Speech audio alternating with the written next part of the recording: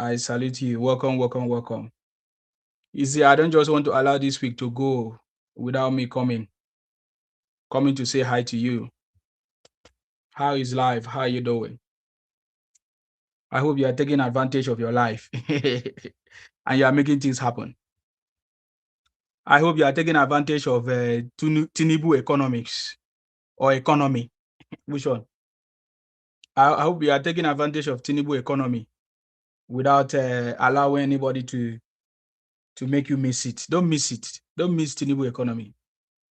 I salute you wherever you are. Of course, my name is Akparawa Nsima, the first son of Idu. The first son of Idu is here. I'm from Akwa Ibom. Akwa Ibom ya. Abasiri Ongendofo. Akwa Ibom ya. Mbobadie. I salute you. Thank you. Mbobadie, how are you? How is everything? Mbobadie, how is everything? Asagadia. Dia was Mbok. Dia was Mbok. Okay. The time now is 5 minutes past the hour of 10 p.m. Of course, it should be around 11 p.m. in Nigeria. American soldiers are in Nigeria now. Yes. American soldiers are in Nigeria now. Okay. So what is it going to happen? What is going to happen to you? Because American soldiers are in What are they looking for? Waiting in the fine. Okay, they are looking for you. Saudi Solomon, I salute you. Thank you very much. Solomon, sir. I salute you. How is work? How is family? Hope everything is fine. Thank you. How is everything there? How do you feel about President Tinubu government? What is your judgment? What do you think? Collins is laughing. You guys are funny people, you know? Collins, now you talk, now you laugh. Now you break the news, now you laugh. Now you they cry, now you they... Now what for you? You are very ignorant. And each time I hear you people talk, you talk so ignorant. How can American soldiers come to Nigeria if Nigeria government did not invite them? Or how can anybody, any other person invade the country? You must be under the authority of the government. It can never happen. I get it now. So I don't know why you always talk out of ignorance. It's a pity. You guys are still ignorant of yourself.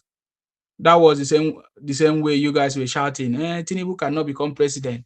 Military takeover. I can remember those days. Now, finally, you guys have been busted of your plans to overthrow the government. And you are still celebrating that that's the right thing to do. That shows how ignorant you are, man. If there are people that used to argue with you, me, I don't argue with you guys anymore. Before, I used to argue because I was trying to educate you guys. I was trying to educate Igbos.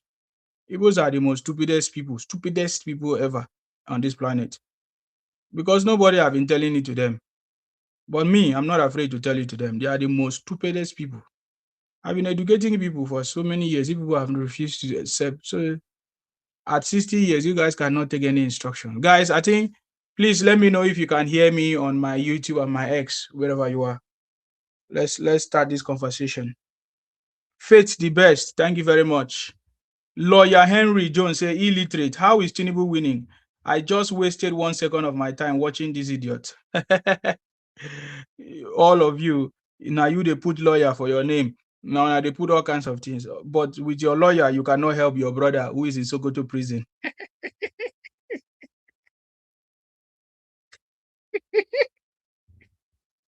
Come on here. Somebody say he's a lawyer. Somebody is a lawyer but cannot help his brother in Sokoto prison. He says he's a lawyer. If I'm a lawyer, I'll be ashamed of myself. If I'm a lawyer and my brother is in Sokoto prison, I will be ashamed of myself. Thank God I'm not a lawyer.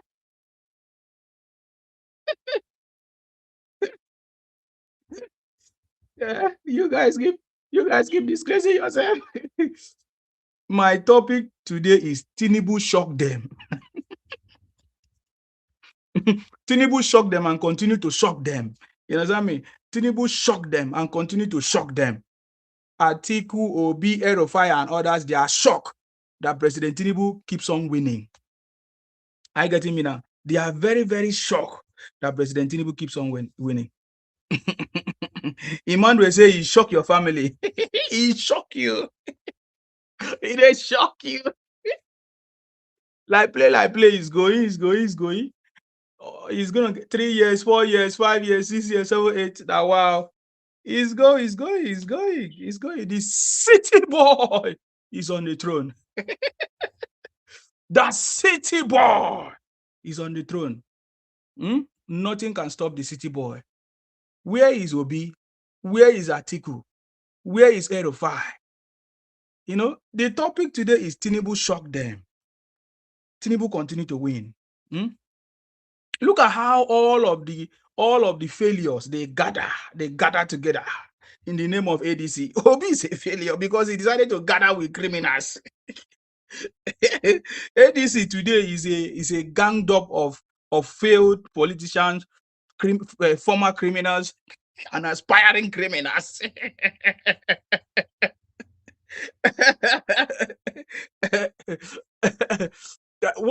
Please help me to define ADC. Can you define ADC today in Nigeria?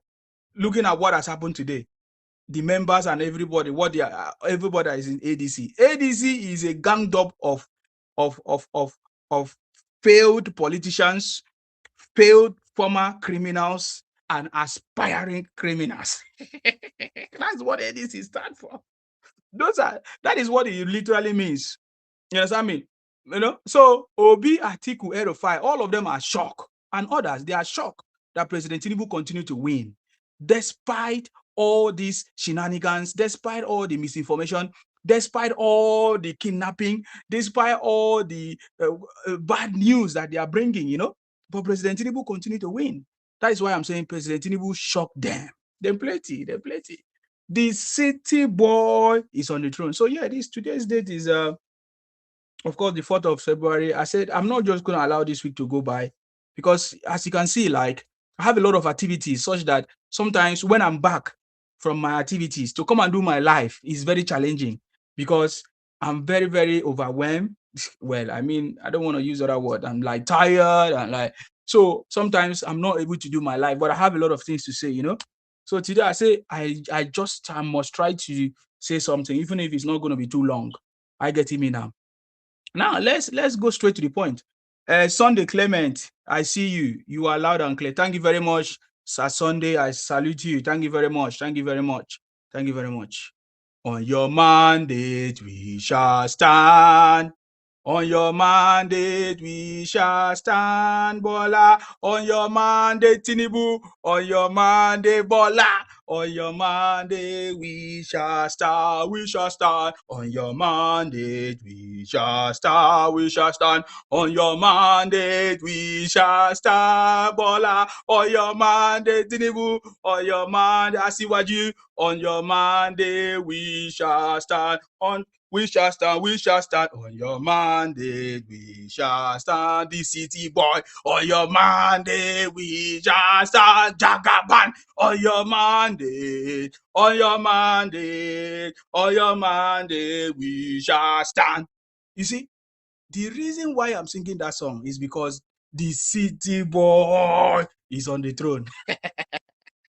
I want Obi Kererenke to understand that the city boy is on the throne. If he likes, we challenge him. Come and try it. I want Atiku. I want Atiku to know that the city boy is on the throne. If he like, he should come and try. There's no two ways about it. El Rufai, that one a failure. Now because he don't get a minister, they say they pay now. Yes, I mean, all of them that have ganged up against President Tinubu, I just want them to understand that the city boy is on the throne. Despite all the lies, despite all the propaganda, the city boy is still on the throne. Now, let us look at the recent one.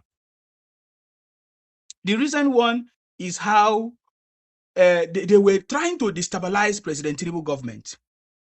In just less than 2 years, all of a sudden, they were not patient enough. Before, and they were thinking that President Tinubu would die. See, my broadcast would always go straight to the point. We know they lie. We know they waste time. I get him now. They were thinking that President Tinubu will buy. How many of you remember when they? Oh my God, the news were everywhere. Uh, News of how President Tinubu has been hospitalized. News of how President Tinubu has been bedridden, or is it wheelchair? All kinds of things across all board, especially the IPOP Biafra Igbo group platforms. They share all kinds of news. They break news, fake news about President Tinubu's health, about President Tinubu's demise. They said all kinds of negative things. In fact, we saw at a certain point where they took President Tinubu to all these their fake churches. Most churches in Nigeria are fake. That is the truth. They are fake. We will call them out when it's Irish. We are not joking. We will call them out by their name, by the name of their pastor, by how they conduct their fake stuff. We will call them out. And others. We saw how all these people gathered against President Tinubu. They prayed and their prayer failed, which means their God failed. But the fact is that because they cannot take what do you call it, audit, they cannot examine themselves. They are still worshiping the fake God, a God that failed. Obi's God failed. Obi's churches failed. All of them, they gathered against President Tinubu, and all of them failed. I just wanted to remind you there was a time like that in this Nigeria, even before and during, after President Tinubu won election. All the churches that gathered against President Tinubu presidency, when they were talking about Muslim, all those churches failed. Can you identify them? Because you're foolish. You are still going there.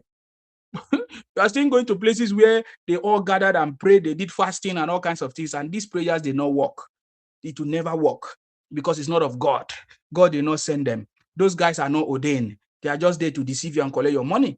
But because you don't value yourself, you are still allowing people to lead you. You are still allowing people to confuse you. You did not take notice of these people, how they all prophesied and all their prophecies failed and failed woefully. Why? You should ask yourself, why did their prophecy fail? Because the prophecy is not of God. It is not God that sent it to them. The real prophecy that actually came to pass is the prophecy that President Tinubu will emerge as the president of Nigeria, and he's going to be the last man standing that is going to change in Nigeria to a working country. Is the last man standing that is going to put Nigeria back on track. The last man standing that is going to crack the code to take Nigeria out of a third world status to a developed one. That is the prophecy that actually came to pass. There was a prophecy. There was two kinds of prophecy. The prophecy that came to pass and the prophecy that failed. The prophecy that came to pass were prophecy of people that truly love God and want the progress of Nigeria. But those prophecies that failed are the prophecies of the fake pastors, fake bishops, and fake all of them, that do not want the progress of the country, and their prophecies failed. The fact is that many people that did not call them out just want to leave it because they don't want to mingle themselves with anything church or religion, because some people will misunderstood it. Some religion, people take it so personal. So it's like the opium of the people. So sometimes it's very challenging to discuss or to point out something that is really not working or something that is a fake, because people will misinterpret you. That is why people just ignore it and don't want to talk about. But me, I will tell you how you have forgotten a time. I want you to do a self-reflection. If you are still visiting all those your pastor that gave fake pastors, remember, you know yourself. You know yourself how those your fake pastors raised a prayer point and told you to pray for Tinubu to fail so that Obi will win. You know all of that. Check yourself. It's a self-assessment. Go and check yourself. What are you still doing with failures? Because the reason why you are complaining in this life, the reason why you are complaining about Tinubu, about the progress of the government or anybody, is because of you are a failure yourself. You have not made it. You still associate yourself with failures. You still don't want to progress. The reason why all of you are complaining, because you are in the losing side. You have lost. You're on the side that is not working, is not winning.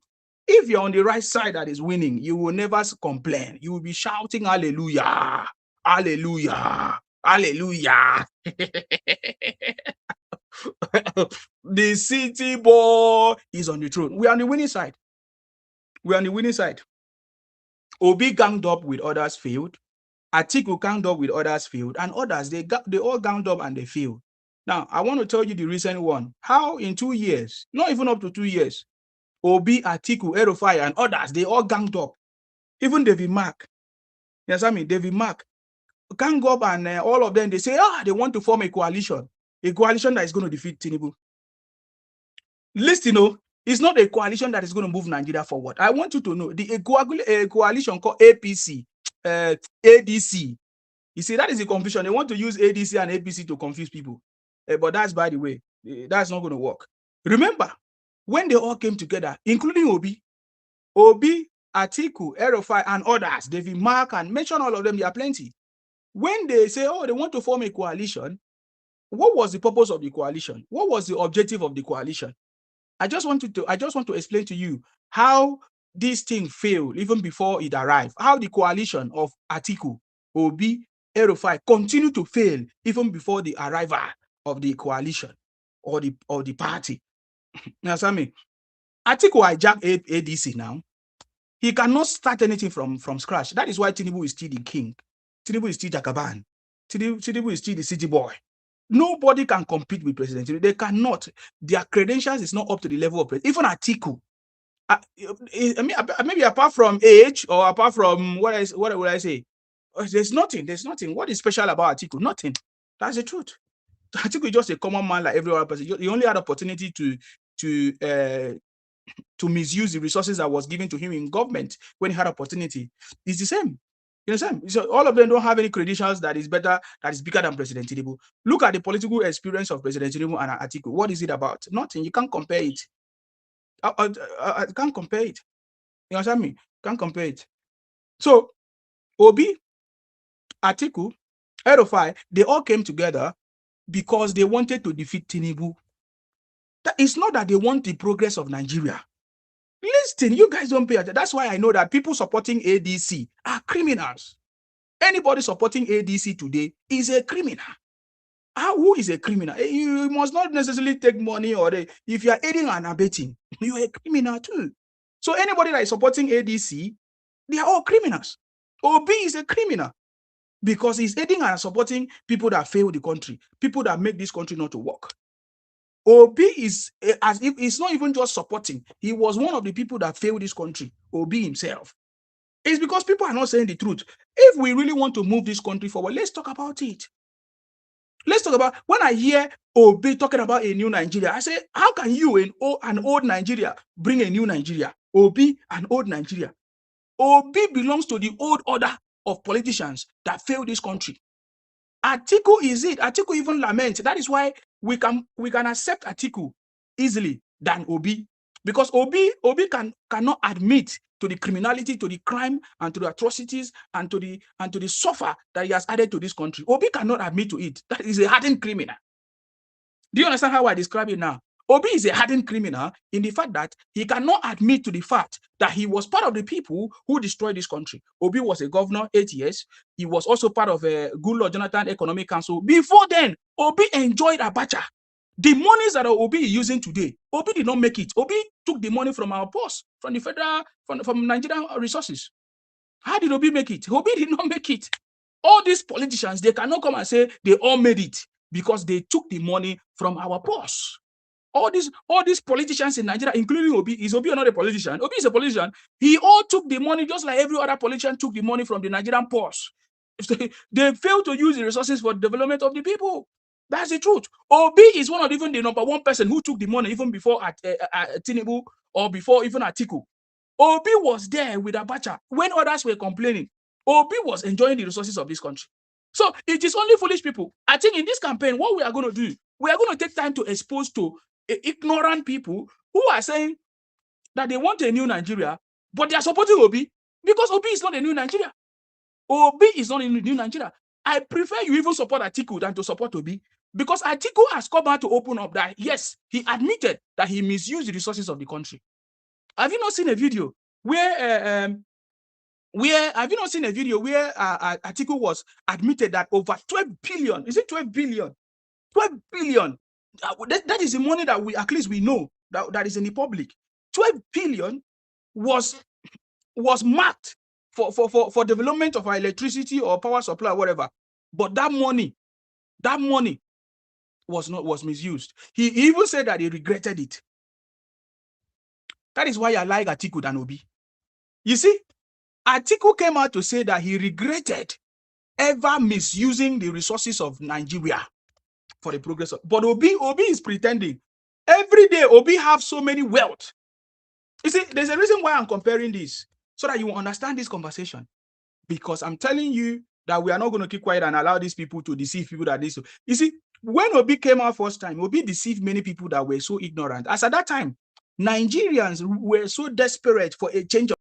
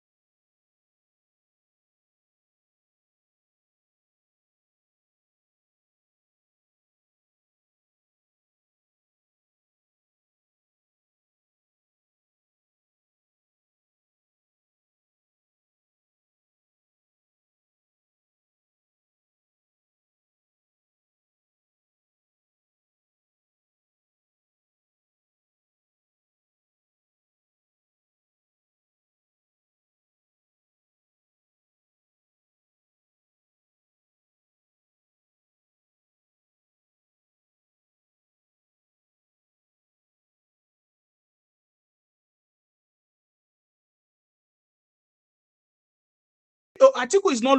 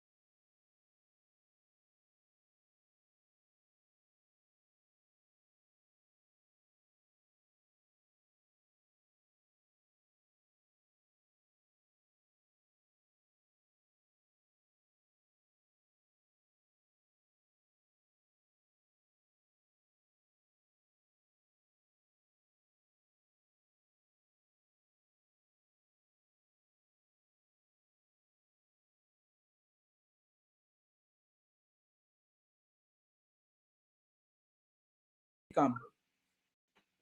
Even Gumi, he goes to Gumi.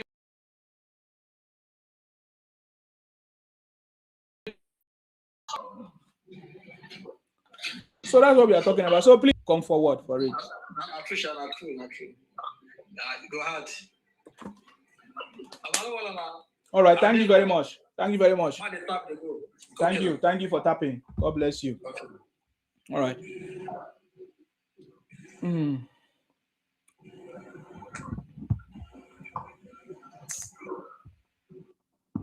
Okay. You see, the brother said that if there is anybody that can identify 3 persons, call out 3 persons that worked with Obi when he was a governor, or 3 persons that worked with Obi at any point in time that is still working with him.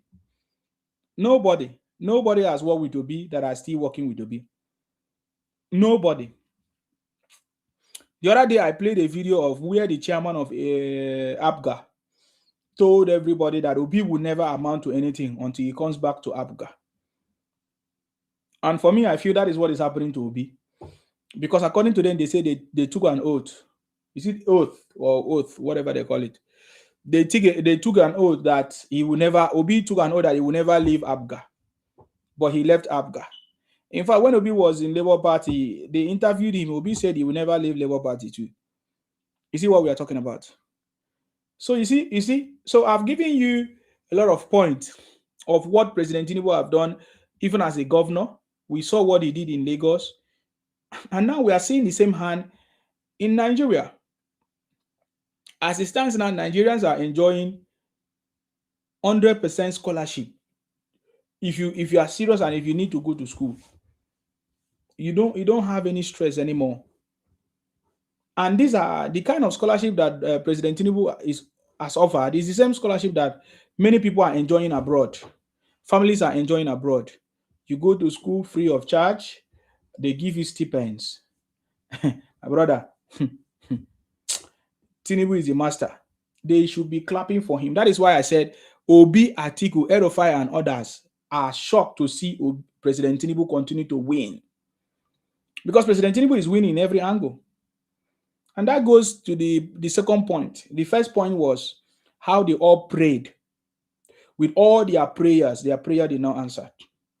That's the first point. If you're among the people that prayed for President Tinubu to fail, to fail the election or to lose the election, shame on you. Even though some of you might realize your mistakes right now, but you know yourself. I'm aware of so many people who they say they prayed for President Tinubu to fail or never to win election. Some of them have different reasons. They say Muslim ticket. Some say it's our old man. They say they gave so many excuses. Shame on to all of you that did that. Shame on you. That was the first thing that happened. That was the first thing we witnessed. How they all prayed and wished President Tinubu dead. In fact, they made so many publications everywhere that they show even pictures of President Tinubu lying down somewhere and that he was sick, this and that and that. So they all failed in that regard. They failed woefully. I don't even want to go to the fact that, of course, during the initial time, immediately President Tinubu won election, all of them were opposing it, saying that it's going to be a military takeover. They prefer military takeover. And we have seen how that has come out now, how that has transpired up to this point, that the people that plotted the coups, Igbos cannot be exempted. They were behind the coup plotting. Just like they have always been involved in every other thing. Igbo Biafra. I'm talking about Igbo Biafra. And Igbos, and let me use that word, Igbos. Anybody that want to get angry should go and find out what I'm talking about. If there are people that don't want to tell you the truth, we know the truth, and I'm telling you, if you can be hiding, you can hide. But I tell you the truth, these are the things that happen, and it has already been exposed anyway. So there were, in fact, the greater amount of people who wish President Tinubu dead were Igbos, Igbo Biafra, IPOP people. They make publications, propaganda everywhere. We saw it. If you cannot confirm what I'm saying, then you were not here. You did not know what happened during that time. But we all knew what happened. They were all lying against President. They were all creating all kinds of panics, all kinds of things. So yeah, the second one I want to discuss that President Tinubu have shocked them, show them that he's still winning. They are all learning. Obi, Atiku, El Rufai, they are learning from the master, President Tinubu. They are all learning from him, man. It's unfortunate that they cannot speak up. They don't want, they are ashamed. They don't want to man enough. They don't want to be bold. And that is why they can never win. You see, they are embarrassed on what they are learning. Instead of them to show, to embrace the embarrassment so that you can learn and progress. Obi can never progress past anything. He will continue deceiving people just like the way he's doing, because he doesn't want to say the truth. He doesn't want to admit what his failures, and he doesn't want to be embarrassed. And as long as you don't admit, be embarrassed, you can never win. Success is embedded on the embarrassment. If you cannot be embarrassed to do whatever you believe, then you are not ready. You understand me? So you say the truth. That is when we know that you are sincere and you are genuine. They will never progress, including Erufai and Atiku, because they don't want to say the truth. They cover up the truth to present themselves as a saint. That is why they will fail, because it's a lie. There is no politician that is a saint. That is why I know that Obi is a failure. Anybody following him is a big failure, because there is no politician that is a saint. There is no politician that have not stolen money anywhere in the world. There is no politician. There is no politician. So when Obi tried to present himself as a saint, as someone who has not stolen money, as someone who has not done anything bad, even as a governor, Obi always presents himself as if he has never been in power, as if he doesn't have friends, as if he's not among the political class. Have you noticed? Obi has always presented himself as he's not political class. Obi has always presented himself as if he has not been in governance before, as if he has not had opportunity to lead before. So why is he doing that? Is because he knows that he has some gullible followers, foolish followers, ignorant followers that do not ask questions. And that is why Obi do it. Everything that Obi is doing is because he knows that this generation were not born maybe when he was working with Abacha. Many of the generations were not matured enough when he was a governor, because it's been 20 years or thereabout. Is it 12 years? 20 years, right? How many years now? How many years Obi was a governor? Many people shouting today, they don't know. Many so-called youth who are now influencers on social media gimmicks. That is why many of Obi's followers are on social media. Some people call him social media president, because those people following him are Gen Zs or people who are just ignorant, most of them on social media, who do not remember facts and stuff. And that is why when you look at their lives, the lives of these people are also poor. And these people are poor, and Obis know how to use their brain, because he knows that they will remain poor forever as long as they follow him. Because if you want to progress, you should be following the progressive group, the progressive mindset, the APC, the President Tinubu of this world, the successful people. Because as I'm talking to you, Nigeria is locked for progress under President Tinubu. Nigeria is already locked up for 100 years to come, 50 years to come under President Tinubu leadership. You will see how we continue, because that's the only way we can protect the success that President Tinubu is bringing. So many people are alive. So many people are thinking, oh, if President Tinubu finish, who is going to be the next person that is going to maintain this progress, that is going to maintain this success, that is going to continue in the path of success that President Tinubu has done? Many people have worried about that. But I tell them that is the least thing you should worry about, because historically, as we know President Tinubu, he will never leave office to anybody who is a novice, or even if there's a mistake that they put anybody that is a mistake there, they will make sure that person they pull that person out. Telling me there is progress. Nigeria is meant to progress. Nigeria is supposed to be progressed, backed up for progress as it stands now under President Tinubu. So 50 years, 100 years to come, Nigeria is locked up. So if you are not on the side of the winning team, forget it. If you are not with the city boy, forget it. I'm telling you. Those who I did not tell you, mark my words today. Mark my words today. For over 60 years, we have allowed other people, both Hausa, other people, real Nigeria, but they never changed the country. Now, President Tinubu have come to take Nigeria out of the third world status. You think that we will allow the country to slip backward? No, we cannot. Nigeria must progress on this path of success. Taking us out of the third world status is not something that we should allow it to flip back. So President Tinubu has already progressed. All of us have progressed. It's only those people that cannot see. Those people that cannot see, you hear them say, oh, hunger, hunger, hunger, hunger, hunger. When you now ask them specifically, who is hungry? Is it you? Are you hungry? They say, no, it's not me that's hungry. So who is hungry? They don't know. They just assume that people are hungry. What do you mean by people are hungry? No, people are progressed. Life is progressed. That's how it is. The country is progressed, just like every other country has progressed. It can never remain the same. The things you used to buy years ago cannot be the same price today. It will never go back. It's moving forward. Just like your age can never be reduced. How old were you 10 years ago and now? How old are you? Is it the same? No. So how do you expect the price of food to still be the same? It's not possible. Some people make reference to when they used to buy gari, 5 naira, or this in Gbogbo gari, 5 naira or 10 naira. Some people make reference to how they used to buy rice, maybe a bucket or a bucket, right? A bucket. That used to buy it less price, and now, so no, those things are not going to, except you plant your own. The only time food can be very, very cheap is when we plant, when all of us do farming together. When are we going to do farming together? When people are running away from farming, giving excuses, oh, hey, man, this and that. But all those things are not happening because we can see even foreigners are coming to do farming in our land. Foreigners like the Chinese and all these people, they already come in. Can you believe that Chinese are now planting yam and they are selling that yam to Nigeria after the harvest? But the same Nigerians say, oh, they cannot plant yam. Are you see how foolish you are? How foolish you are? All these foreigners are coming to do things. They are even processing gari, our own gari. The Chinese are processing our gari and they are not selling it to Nigerians. And they buy it and say, oh, gari is expensive. Do you understand what I'm saying? So these are people that are meant to complain and they will forever complain. That's why I tell it to them. If you are poor, you are poor. You can never be rich. It is difficult for a poor man to be rich. Do you know why? Because a poor man will continue in his routine, will continue doing the same thing, cannot change, cannot be educated, cannot learn on learn. There's a factor of fear that, oh, if I stop this job, how can I eat the next moment? Man, as long as you continue doing the job, you continue to be poor. You continue to be at the same level.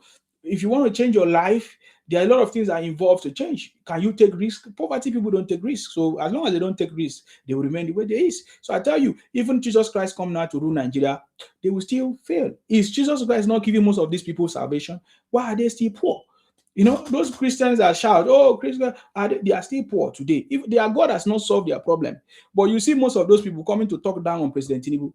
How old are you when you received your Jesus? Have you been saved? Have you got what you need? Have you got all your money? I thought you say Jesus was made poor so that we'll be rich. So most of you that are talking rubbish, has your God or your Jesus not led you astray for years that you have served him? Are you rich? Can you say you are rich?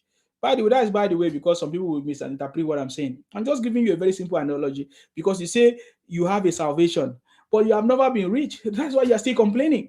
But I thought they told you that when you receive this Christ into your life, that you are rich, that you are able to allow you to be okay, that you'll never be sick. But why are you still sick?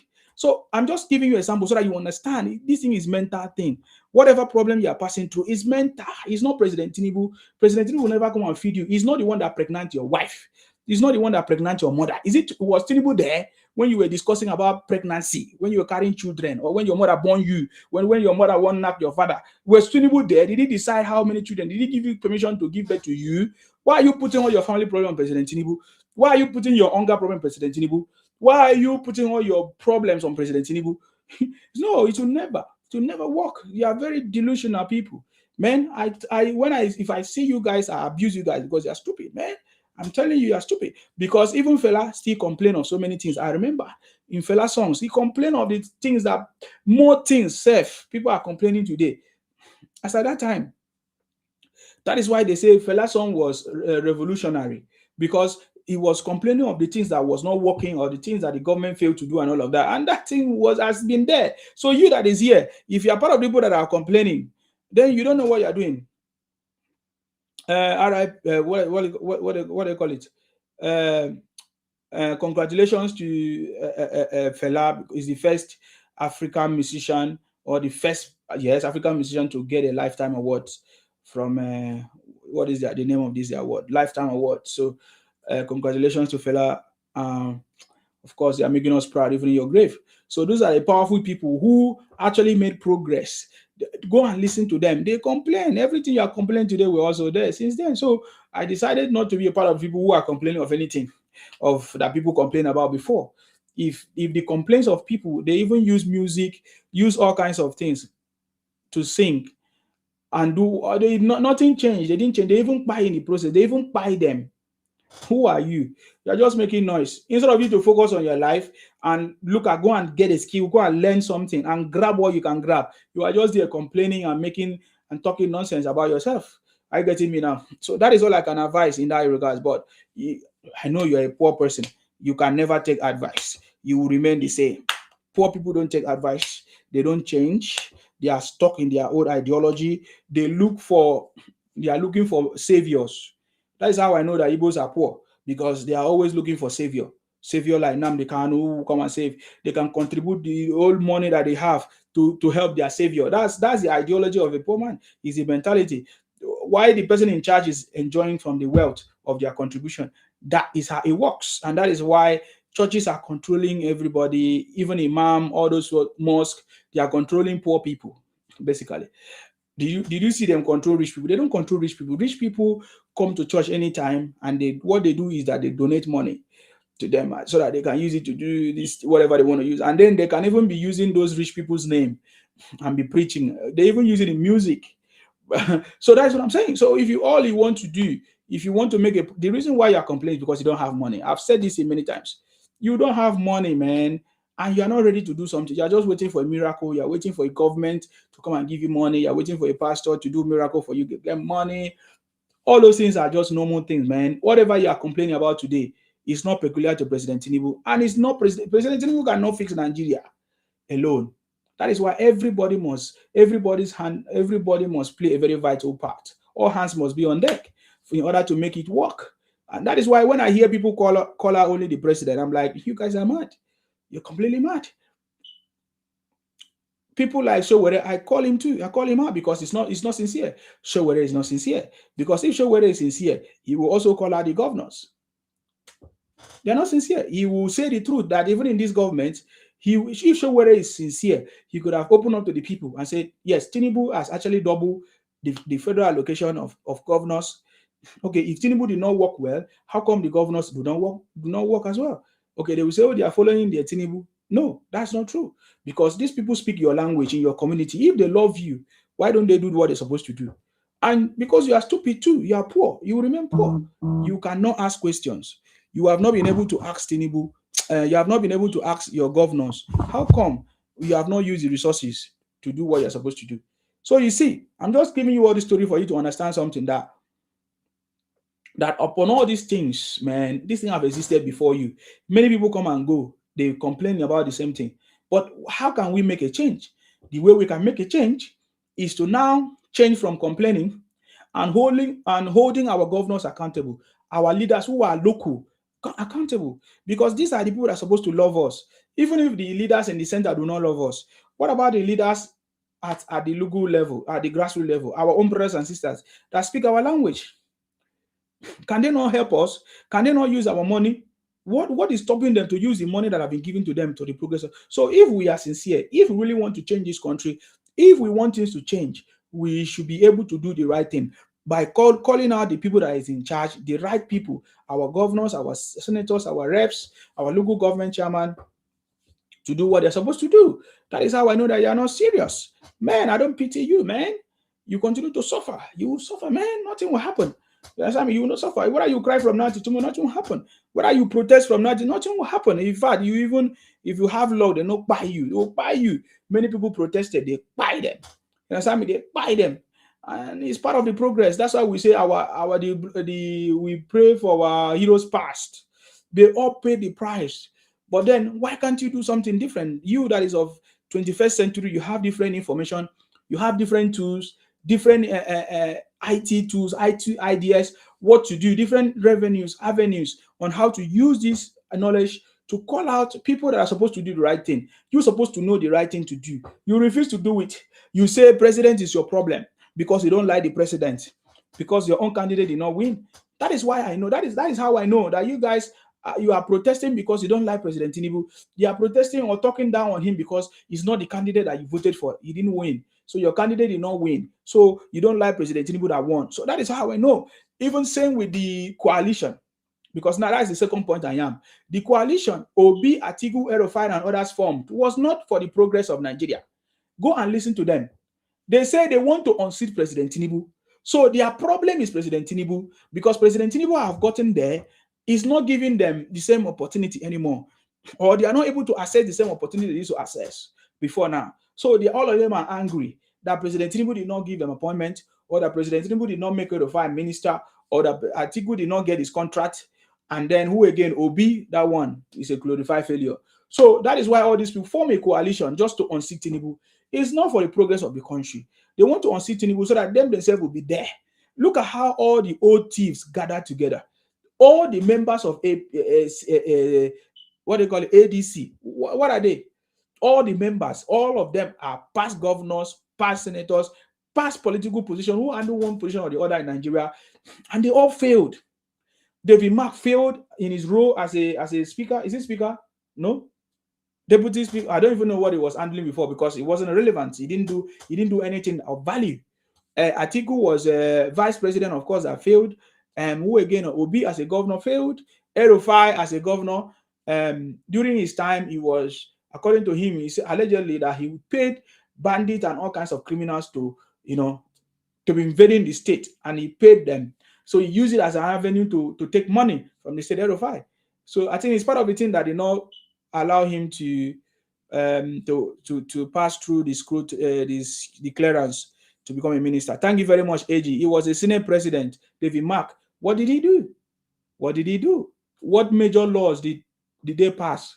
What did he do? What did all these people do? So the members of ADC all gathered, all the past failed leaders, past failed, what do they call it?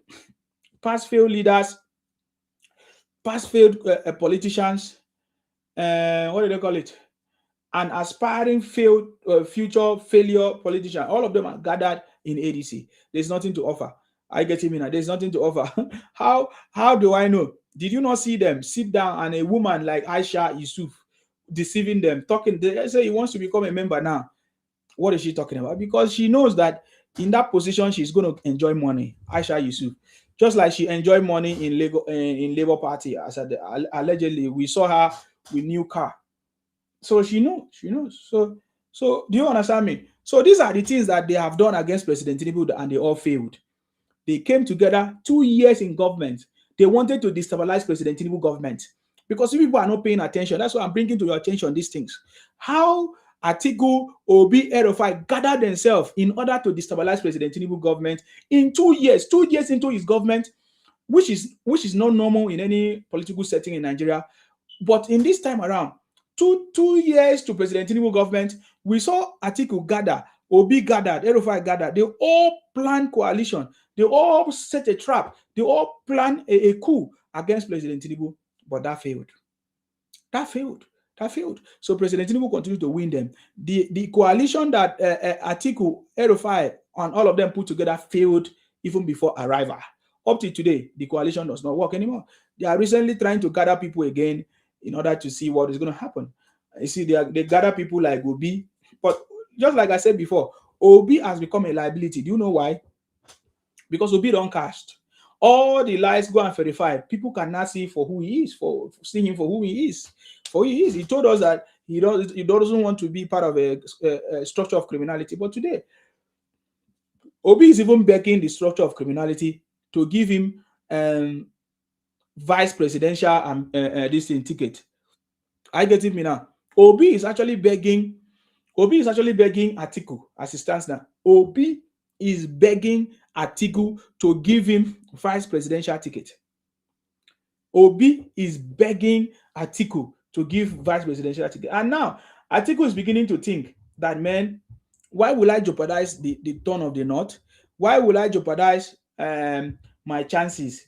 Because it's just 1 turn for President Tinubu to finish, and the mandate will return back to the North. So I'm sure that Atiku will not be foolish.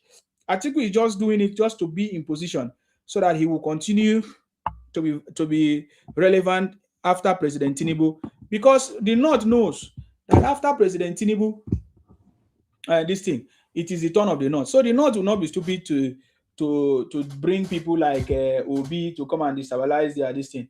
All those things are, what is this thing? All those things are nonsense things. Are you getting me now? So do you understand me? So all Obi is a liability right now. That is why Atiku is contemplating if he's going to take Amechi or another person to run. And all those guys, no matter anybody picked, he picks, is none of them is going to challenge President. They don't have the capacity to challenge President Tinubu because right now President Tinubu have touched lives. That's why for me, I said, I want to be like President Tinubu. Do you know President Tinubu have touched lives. President Tinubu having personal relationships with people who are working with him. Go and check the history. Many people are working with President Tinubu today. They all had an encounter with President Tinubu and personal relationship, which he has built after a long period of time with reputation, with sincerity, with trust and loyalty. Look at Wike today. Many people have aspired. Many people have said so many things about Wike. Say, let Tinubu sack him. Let's do this. You have just said okay because you don't understand what it means. Test of loyalty. Wike has it. Wike have it. Tinubu knows. Tinubu is not going to let go of that because President Tinubu is a leader. He understands what it means to be a transformational leader. If you let go of somebody who have been so loyal to you, do you know the signal you are sending to every other person? So President Tinubu understands this game. That is why I pity all these Obingos, all these Igbos that just came into politics. Their ideology and analysis does not align because they don't understand what it is. It's just they are just thinking by emotions or sentiment. They don't understand how things work together. Everybody in the political space know right now that Obi is a liability. He has nothing to offer. He has nothing to offer. He does not have any structure. He cannot command any crowd, even in the southeast. As it stands now, President Tinubu have positioned himself in the southeast. There are so many Igbos that are coming on board right now. There are so many Igbos, whether it's true, whether they are doing it sincerely or they are lying, or they are no problem yet. When we get to that bridge, we'll cross it. But right now, we have seen so many Igbos coming out to identify with President Tinubu. So as it stands now, President Tinubu have positioned himself even in the southeast, where Igbos are. Igbos that don't love President Tinubu. As it stands now, President Tinubu have positioned himself. Can we talk about Enugu? Enugu has already been positioned. We can get 25% in Enugu. Can we talk about Imo State? Imo State has already been positioned. We can get 25%. Can we talk about Abia State? Abia State has been positioned already. Trust me, we can get 25% there. What about Anambra? Of course, Soludo is there. We can get 25%.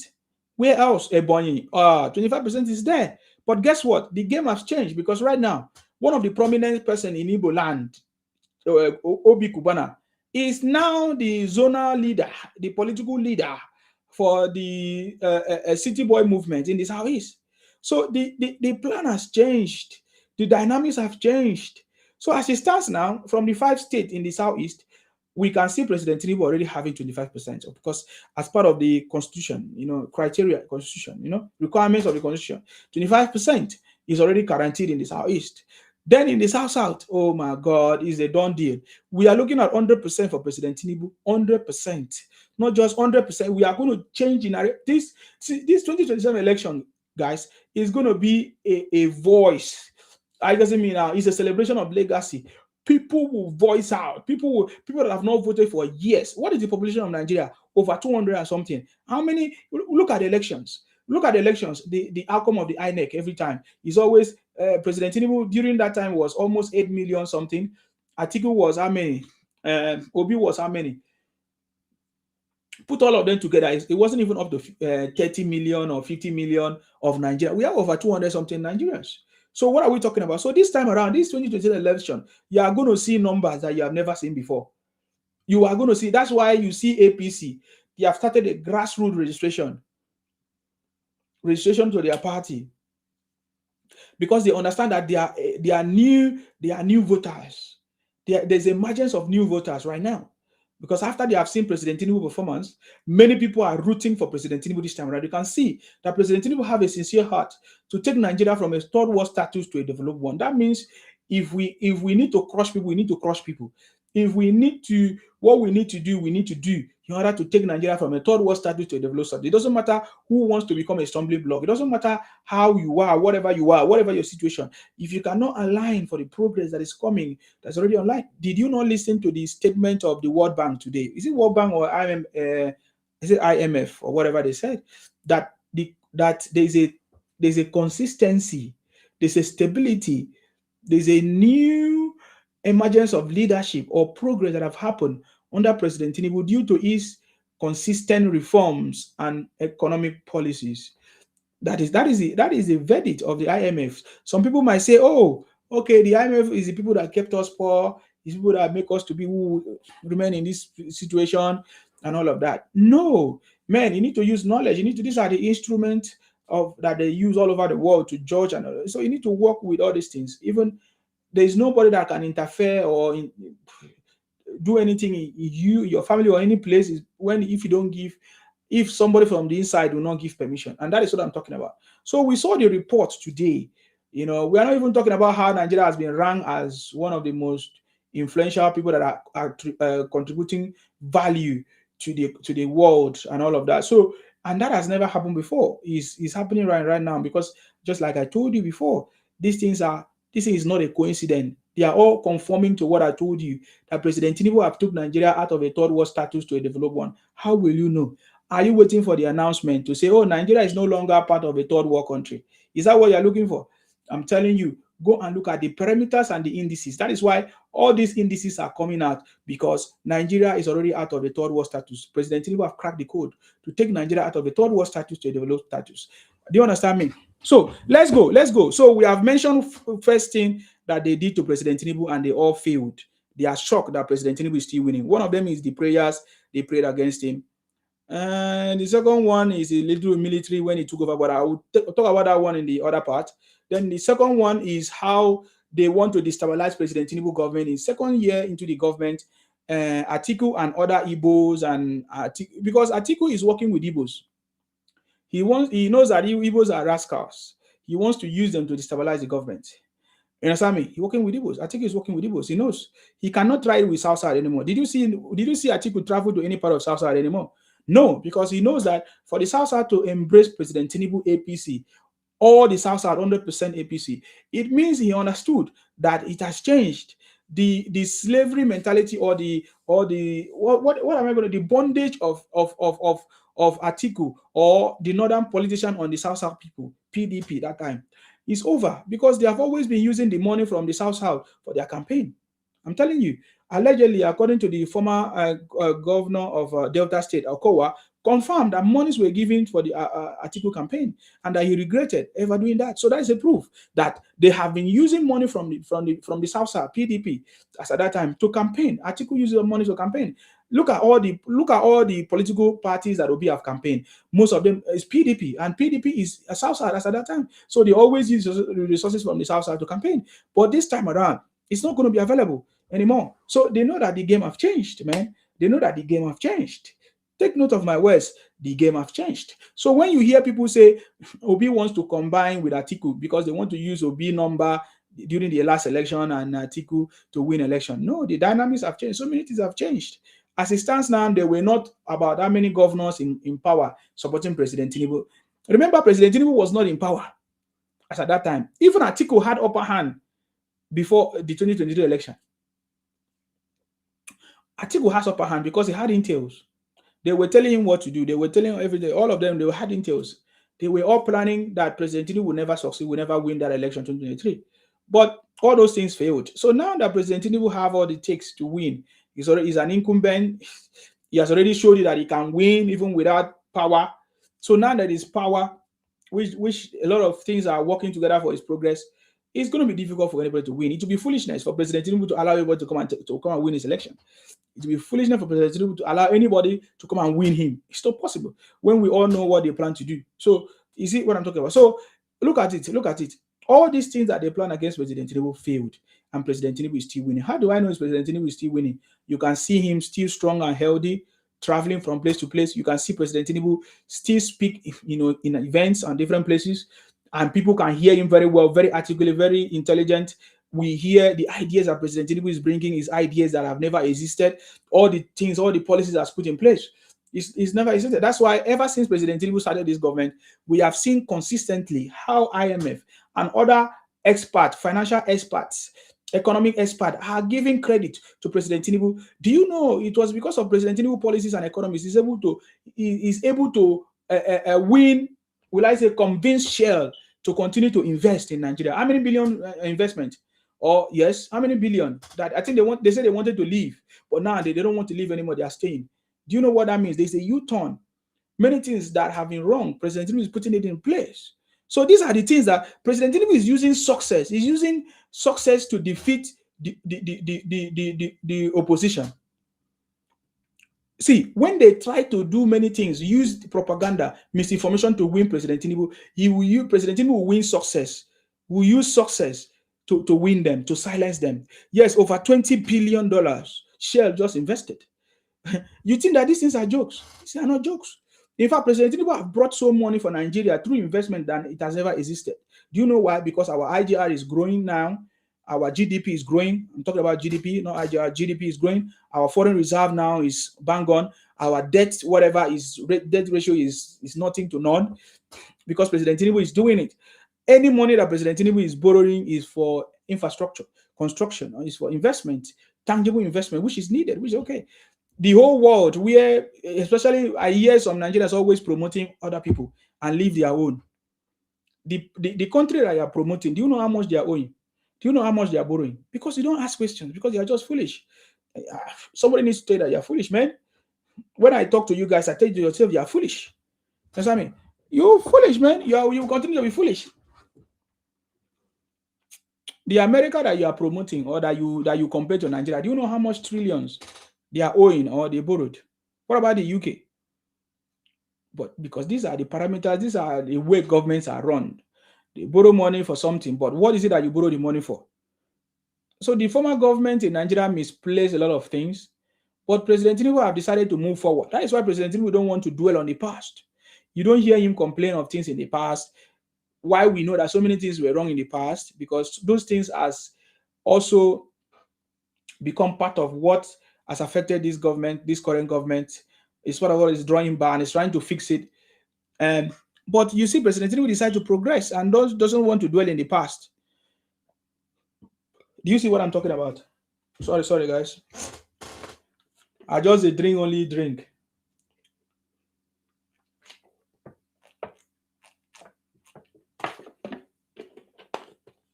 So I said that to say that President Tinubu has actually defeated all his enemies, all his opposition with success, so many success, and that is why Obi, Atiku, and El Rufai are mute. Is the voice of Atiku so loud as it used to be? Do you hear the voice of even Obi so loud as it used to be, or El Rufai? Usually, right now Obi is struggling because he's a liability now.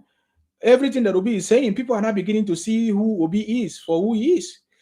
Everything, look at it. I told people, I've pointed people to what I'm saying. Go and check Obi's comments since 2022 to date. There's never any good thing that Obi has commented.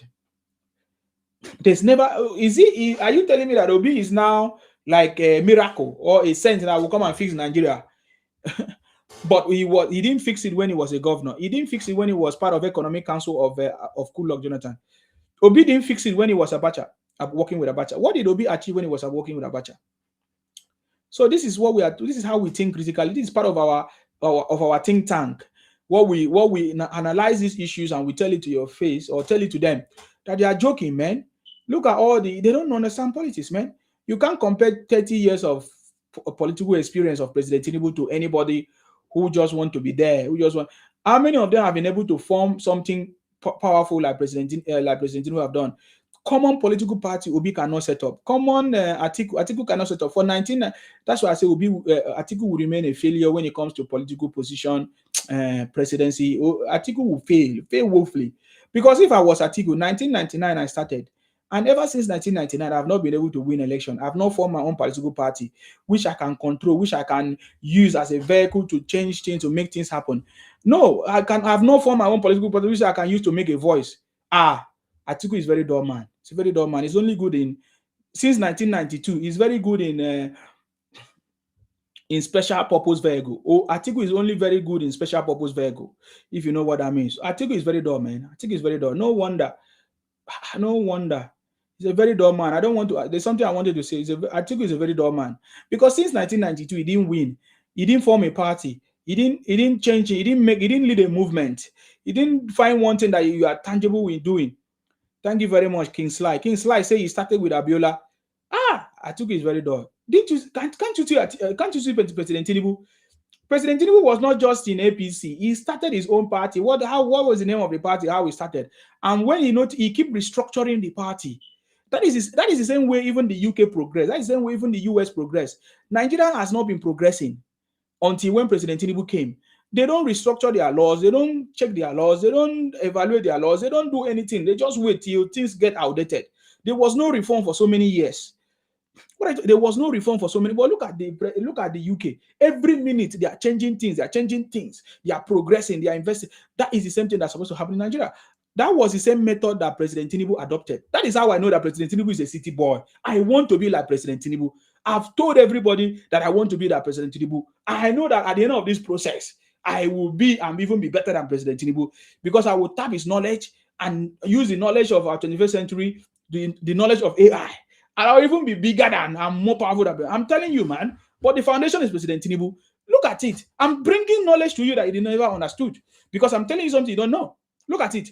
President Tinubu have already been practicing reforms for a long time, even internally in his party. The party he set up was, somebody put it to me here. I put it again for me. I don't know. These people, they have moved it from AD. Is it from AD? I want it to be record. Now, AD from AD to AC, from AC to ACN, from ACN to APC. Now, it's not moving from one party to the other. It's a transformation, reforming of his party to fit in with the situation as at that time. So President Tinubu did not just set up AD and relax and sleep and say, oh, I've done enough, I've done well. No, he knew that for him to continue to progress and be relevant, he has to do what is called continuous improvement. Of course, many of you that know what I'm doing, continuous improvement. So when he set up AD, he did not just wait. AD was very powerful as at that time. But as time goes by, there needed to be a reform, a change. And that was how they undergone the internal restructuring among themselves, and they changed from AD to AC. He did not just go and move from. No, he still maintained the ideology of the party, but many other people were brought together and collapsed their own and become AC. And from AC, they moved to ACN. Why? They keep reforming. They keep reforming. It's not Obi jumping from one party to another. President Tinubu did not jump from one party to another. He made sure he reformed his party, construct his party, continuous improvement. So President Tinubu has always been a city boy for so many years because this knowledge is not easy to have to come by. The knowledge and practice of President Tinubu, all these things, it's not easy to come by for you to understand what he has been doing. That's why I say somebody that has political experience like President Tinubu, you cannot try it. ACN plus CPC came back to become APC of today. You see, he has already started it. When was AD formed? That's why somebody that came to say that Atiku is better than Tinubu, I say you don't know what you're saying. That is wrong. You can't compare Atiku, even as his own man and all of that, to President Tinubu. Because look at the knowledge of Atiku and look at the knowledge of President Tinubu. It's different. How can I be a failure from 1992 to date and have not done something different? You keep on doing the same thing. Look at Atiku. He will do the same thing that he has done in 1992 to today. He will still do the same thing. How? He will jump from another party, look for ticket. The reason why he's jumping from PDP because he can't get a ticket. I'm telling you. So from PDP now, he's jumping to ADC to get a ticket. So that is how Atiku has been doing this thing. And the people around him are foolish too. These people, they have failed to advise him properly. And he does not change his advisors because you cannot continue doing the same thing and expect a different result. It's never going to be possible. It's never going to be possible. It's never going to be possible. You don't have a foundation. You don't have your ideology. When you ask Atiku, what is your ideology? There's nothing. You want to make Nigeria better. Did you do it when you were there before as a vice president? You say, oh, vice president do not have any power. No, you have power. You know this thing when I hear people say vice president do not have power. You are very stupid. Does the vice president don't have a responsibility according to the constitution? What is it? Go and check it. You don't know what you're saying, man. Can't you see our current vice president, Senator Kashim Shettima? Can't you see what he's doing? You don't know anything. Anybody that say the vice president do not have power, it means you are still backward, man. The vice president have a tremendous power. Tremendous power. According to the constitution. Go and check it. So you see, so when Atiku was a vice president, he couldn't do anything. He championed projects where monies were siphoned and taken out personally, and they never use it for what it meant to be used for. But think about it. How can somebody be in power Or sorry, how can somebody try to win election or contest election since 1992? He has not formed any party. He don't have any ideology. He doesn't have any movement. That person must be mad. Atiku is mad. I'm telling you, you must be mad. And that is why you will never, even when the power come back to the north after President Tinubu, Atiku can never win election in the north. I'm telling you. Even Buhari had more ideology than Atiku. And that is why Buhari won. Atiku do not have any ideology. Because you guys have not paying attention. I'm bringing you attention. How can somebody be in power 1992, run for power 1992 up to date? He does not have any party that he say he's working with, that people will know that this is ideology. Look at president. Look at the cap I'm wearing. Do you know how long this cap have existed? Do you know the vision? What is the vision of Atiku? Other than to sell our resources, sell our NMPC. He does not have any vision. Nigerians will be foolish to allow Atiku to win election in Nigeria. You're foolish, man. Except you just want to work with him and collect his money, just like he has always done. People like Dele Momodu, all those guys, they know. They are broke guys now. So they need to work with somebody who can disburse money. But it's very unfortunate with now because Wike is not there. So the River State money is not there. Delta State money is not there. Akwa Ibom money is not there. Bayelsa State money, Edo money is not there. I'm telling you because I know what I'm talking about. Remember the last time they say Atiku brought dollars in order to win primaries. This has always been the ideology of these people. This has always been the ideology of these people. They don't have any other ideology. Ideology of spending dollars so that to entice people to vote for them and win primary. That's it.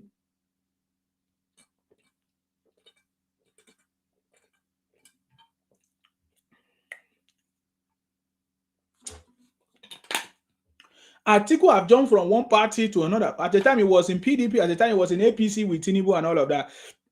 But these parties were not his own. They are not his ideology.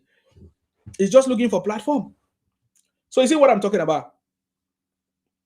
Common Show where he came, he knew that for him to win, he need to form his party.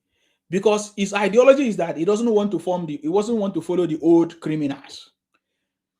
I don't have problem with Showere classifying politicians as old criminals. Okay. But Showere decided to distinguish himself and say he's going to be different from them. He differentiated himself by forming his own party. There is no way Obi can differentiate himself from other people. Because he couldn't. He has to follow his colleagues. In the latest revelation in the video, we saw Obi calling David Mark, El Rufai, and others as his colleague, which is correct. Kudos to Obi. You see, in this world, the truth will be before you, but you will not be able to see, you will not be able to identify it. Obi was right when he announced to the whole world that he was not serious with the structure of criminality, that these are his colleagues, David Mark, El Rufai. He mentioned their names. Yet, his followers call disobedient children Obi idiot. They don't know. They don't understand. He called them criminals that if any of them should even abuse anybody, that is not part of it. So Obi is right. I think, will I say that's one of the first time Obi has admitted that the criminals he referred to are his colleagues. You see the point now? Because if people understood what Obi have said, they could have said, so you are part of the crook. For the fact that Obi has gone back to ADC to meet all the criminals, to meet all the people that spoil this country, tells you who Obi is.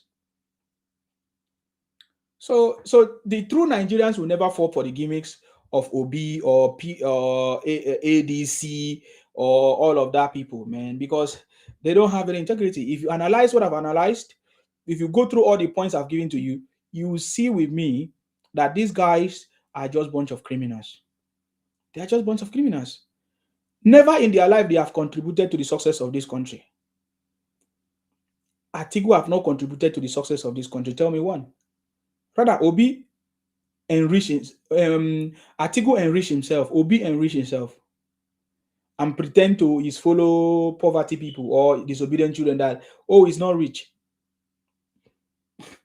So if Obi is to rule this country, he's going to rule the country with a poverty mindset that, oh, the country is not rich. Oh, let us go and save money. Let us go and do this. And then that is when these disobedient people will feel like, oh, something has been done. No, we can't be. We are not from the same place. We are not from the same locality. We are not from the same region. Go to your region and be foolish. You understand? So that is what we are talking about. So tell us what any of these people have contributed to this country. What has El Rufai contributed to this country? What has El Rufai? El Rufai became richer than the way he was before he became power. The same thing with Atiku. In fact, allegedly, many people have said that Atiku amassed the wealth of Nigeria in Dubai and other places, UAE, where he lives permanently. He only comes back whenever there's election. Obi did the same. Obi allegedly, we have seen so many news of how he laundered our money to save heaven somewhere.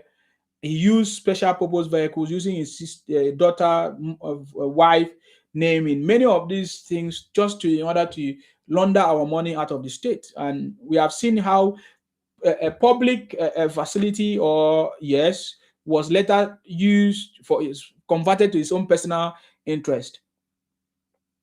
Yes, most of the things that Obi has during that time was during Obi had it during when he was in power. He set up all these supermarkets as at that time. Many of these things.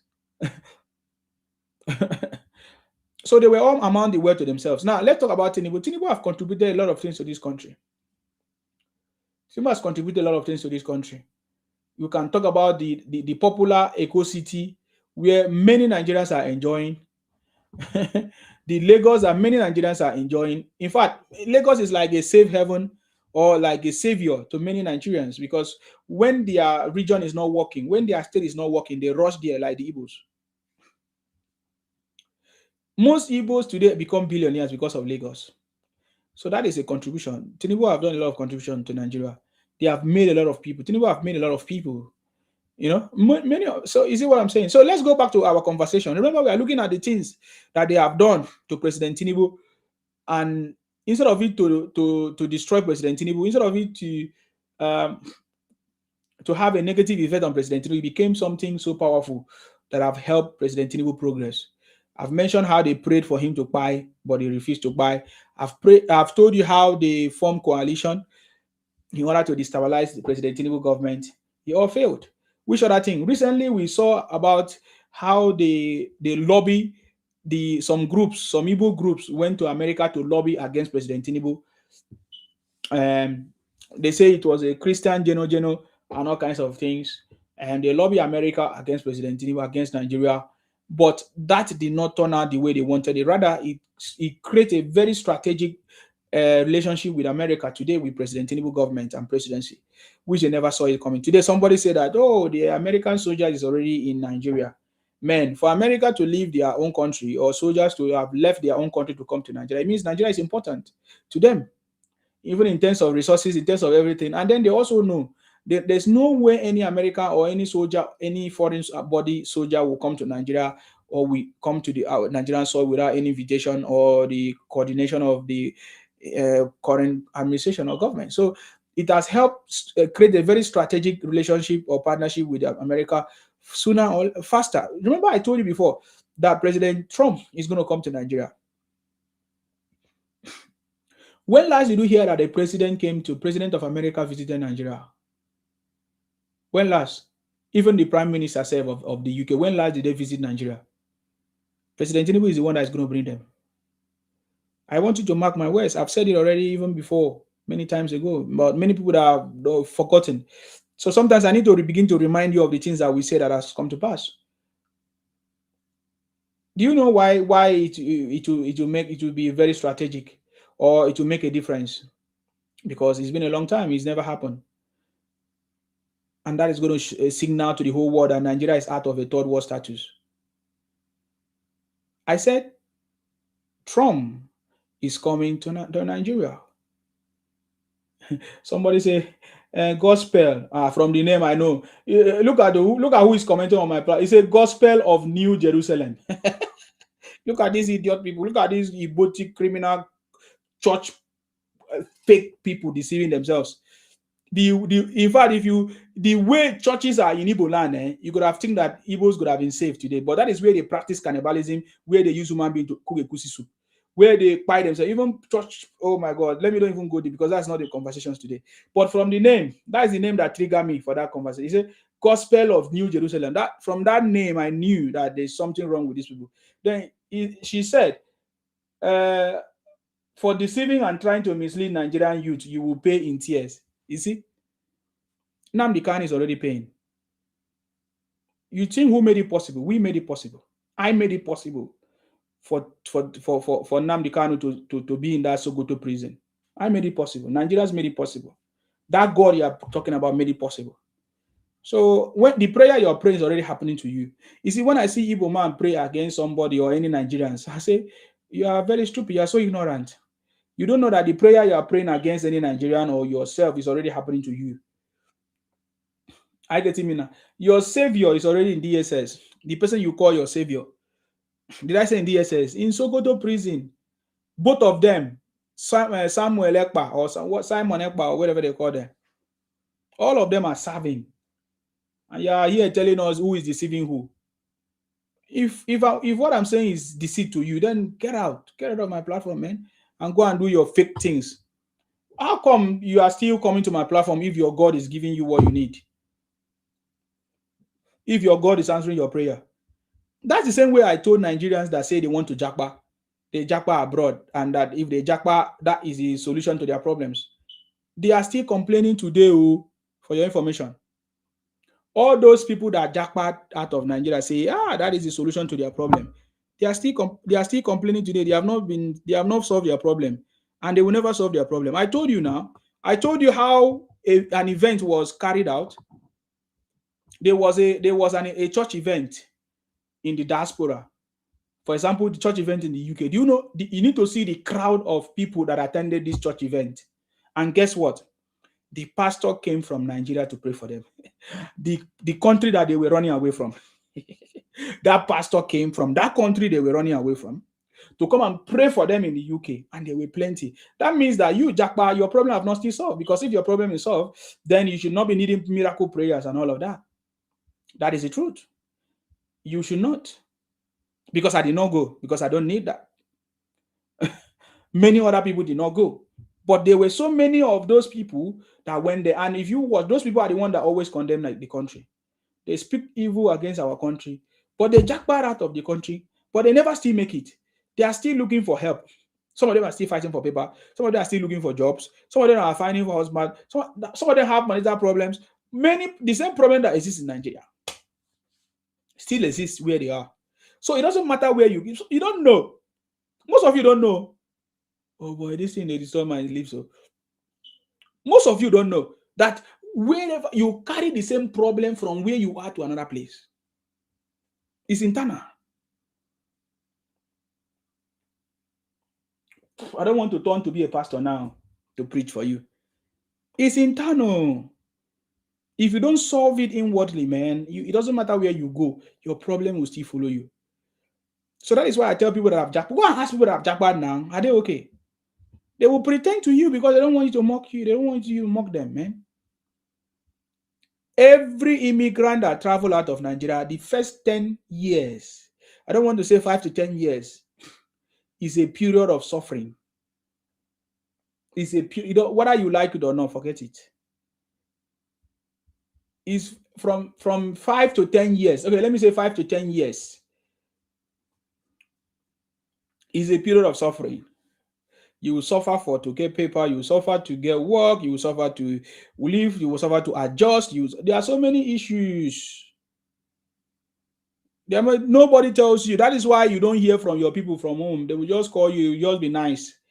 But they don't tell you the truth. If Nigerians begin to tell you what they encounter abroad, man, you value where you come from. I think because we don't tell you these things. That's why you think. You say, let me travel and join you. Oh, yeah, travel and join now. Many of us, before we travel, we borrow money, we do everything. And at the end of the day, we still come and work here in order to buy the land that we sold in order to come here. So do you see that the problem is in circles? It's only few people that make it. And those people go and find out. They don't condemn their country.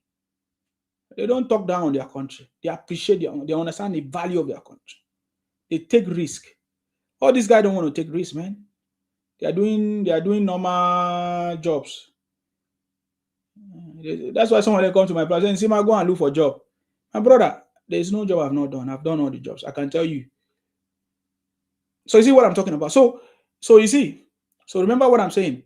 The people that talk down on the country, the people that they market the country, most of them jackpot and say, "Oh, Nigeria is not working, whatever." But they all live abroad, but they are not still okay. That's why they are still complaining. They are not still. They still talk about Nigeria. They are not comfortable. They have not solved their problem. Even in fact, their position could have been more better. In fact, some have listened to many stories online on TikTok. You know, TikTok these days, they are the one that even go on TikTok. You hear them talk about things. You say, hey, how to come to the UK, how to live in the UK, how to come to the US, how to live in the US, how to do this, how to find a job. These are people that just arrive are the people doing this. The people that have been there they don't engage because they have something different. But those ones, they are always so you will hear them talk about their problems. I've listened to them now. I've listened to them. I've listened to them. Many of them. Many of them. They talk about their problem. You know, they come online, they tell you the things that they are facing. But because you are not listening, that's why you don't know. You that is ready to run away from Nigeria, you better know what you are going for. You that is ready to, because these guys they sell their land. I listen to them, they sell their land. When they sell their land, they gather money, for example, to come to UK. And they have to, sometimes they borrow. They borrow money to come to the UK. And they have to work day and night in order to pay these monies. That's why I said to you, anybody that jackpot from Nigeria to any other part of the world, you need to, you are starting again, and you need 5 to 10 years to even settle, to even find paper, to even 5 to 10 years. Many people have stayed, they have not still succeeded. I'm just being fair by saying 5 to 10 years. So Nigeria is not better than Nigeria is more better than all those places because it's your hometown. You have already established. You have a land. You have a farm. You have everything. But I'm not stopping you from traveling at the same time. If you are traveling with knowledge. Don't think that when you travel, you go and pick money or you all of a sudden things will just flow. It's better than your country. There is no way. Even if you say there are some things that are better in the UK, there are also some things that are better in Nigeria than the UK. Things in Nigeria that are better than the UK, and things in the UK that are better than in Nigeria. That's the same thing, and they all complement each other. If you talk about how much is your rent in Nigeria, how much you are making, you pay rent yearly in Nigeria, and it's not even so much. And then when you come to the UK, we pay our rent every month, and our job is same thing comparable to your rent. So it's the same. You spend money even when you work, but then in Nigeria you can even save more even when you have paid all your bills. Sometimes you don't even need to pay any bills because you own the land, you own the house, you take care of your everything. You still pay things to government, but you don't pay things to government like in the UK or in the US. So please, balance your knowledge. I'm not saying don't travel. Everybody travel. Even Tinubu traveled. You see, the Tinubu that people are complaining about today, many of you don't know. I'm talking about those in the diaspora. Many of you don't know that Tinubu of today has been a city boy before you. He was in the US. He was a chartered accountant. He worked, schooled in the US, worked for professional organizations, professional bodies, which most of you will never work before. He also experienced, in fact, at the time, he was a taxi driver. He told his story. Many people, whatever you are passing through, even in abroad, anywhere, Tinubu has passed through it. But when you stay there where you are, you'll be talking nonsense. You don't know what you're talking about. And I do ask you, have you solved your problem? Even you, ever since you were born, you have been trying to solve your problem, you couldn't. So let alone the problem of Nigeria, which means the problem of Tinubu, his own problem, the problem of you, others, and every other person over 300 and something tribes or ethnicity. So you don't know what you're saying, man. We are the one that is going to change this thing. How are we going to change it? By changing the narrative, by changing the ways we do things before and approaching it the right way. What is the right way? Hold our leaders accountable, our governors, our senators, our reps, and do not demarket your country. Do not talk down on your country. promote your country, use the right words, criticize your government, of course, but then hold your governments accountable. Change the narrative. Do not allow people to demarket the country. And that takes me to the new conversation. Of course, as I was saying, how they imported some lobbyist people in America to with all kinds of fake information, misinformation, propaganda. It was all over the media. It was all over the media. How they try to use these means, they were spreading all these messages across social media, every nook and cranny of social media, every nook and cranny. They were spreading all kinds of messages everywhere. What is the plan? Why did they spread all these false accusations? Why did they spread all these messages? Guys, if you want to contribute, it's time for you to come in, because I think I don't need to continue. This is around my program today. I'm going to make it a little bit short because I have a lot of things to do. So please, if you want to comment, if you want to make it, you can come in now. You can send your request if you want to make any comment. But if there's none, I will just end my broadcast very soon. Okay, so look at what I'm saying. There are many other things. I'm just cutting it short because I can do a part 2 of it or part 3, even as we continue. See, I've touched different things now. So they went to America to lobby against this government. I'm saying the things that they have done, but President Tinubu still defeat them. But President Tinubu still shock them, still show them that he's the leader, he's the Jakaban. Obi Atiku and others are learning from President Tinubu as it stands now. Remember what I said. It will get to a point that Obi, Atiku, all of them will be campaigning for President Tinubu. It's coming. Me, when I tell you something, don't take it for granted. I tell you, I said the time is coming. Obi, Atiku, El Rufai, all of them will be campaigning for President Tinubu very soon.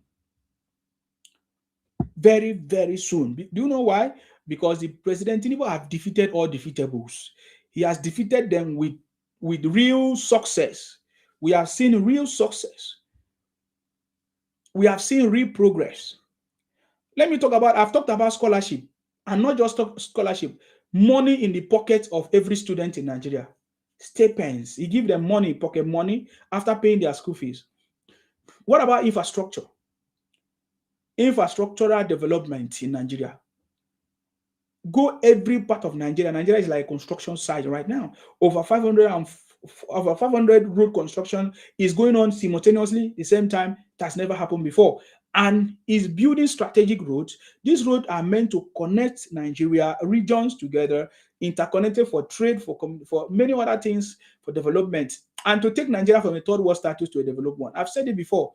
Go look at it. Go to the southeast. Look at the road that President Tinubu is constructing. Enugu Expressway, Aba Expressway, the East-West Road, all of them. The third Niger Bridge, is it third or second Niger Bridge? All of them. Go to Sokoto Kaduna Road, this in Badagry.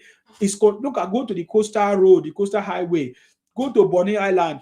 Everywhere is doing these things for the progress of the country. Ask yourself why. Because these are the things that have been left.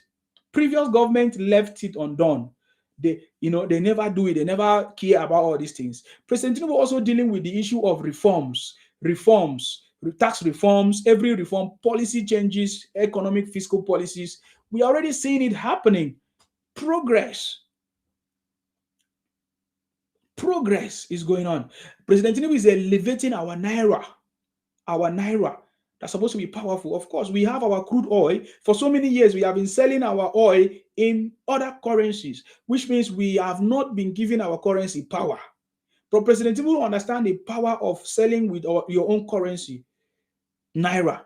We have the wealth of this country. It's just like our currency is supposed to be gold when we have gold.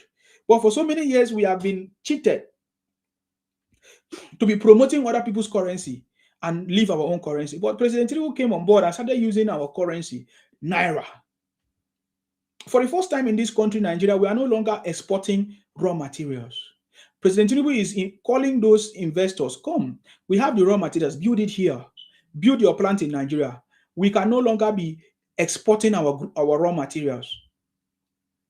Look at, if you don't know, President Tinubu is already dealing with the issue of mining and solid minerals, refiners for mining of solid minerals and all of that. These things is going on. These things are going on at the same time. So this is a reality, guys. Who doesn't know that we are not supposed to be importing our raw materials? Exporting our raw material? Why should we be exporting our raw materials when we are supposed to harness it, add value to it, and then we now export it? So if there is any company, even if we don't have the expertise, bring them down. Let them come and establish, build company, build industry where these resources are of course, resides, and then make use of it. And then that's it. It's going to create jobs. It's going to do a lot of things. Now, the only president that had a political will to make things happen, I've not even omitted the fuel subsidy, because many of you don't know that fuel subsidy has been one of the biggest fraud, one of the biggest scam that has been going on. And the reason why for a long time they have not been able to stop it is because friends and friends, brothers and brothers, politics, Christians, politicians having friends and brothers in this, previous government tried to remove it, but because of their relationship, they still failed. But President Tinubu, with his political will, has been able to achieve this. It is something that Nigerians must recognize and give credit to. Nigerians by this time supposed to have started giving praise to President Tinubu, because celebrating the legacy in 2027. By now, Nigerians will understand that this man has already started something selfless. He's a selfless leader. Made up his mind to take action and to make sure that nothing at all, it doesn't matter whether you protest from now to tomorrow, whether you say any negative things from now to tomorrow, it's not going to stop him from doing what is right for the country. Look at it when the tax reforms came. We saw how many people tried to stop the tax reforms. We saw how many people tried to use propaganda. I want to ask you, since the tax reform, the new tax regime started, have you been debited? Have you been debited? I'm asking you. You people, you know yourself, that has been, painting this government black, painting President Tinubu government, or painting the tax reform as something negative. How many of you has been deducted or debited in terms of tax? Say, oh, it's the government tax. How many of you? No, we have not received any such news. Nobody.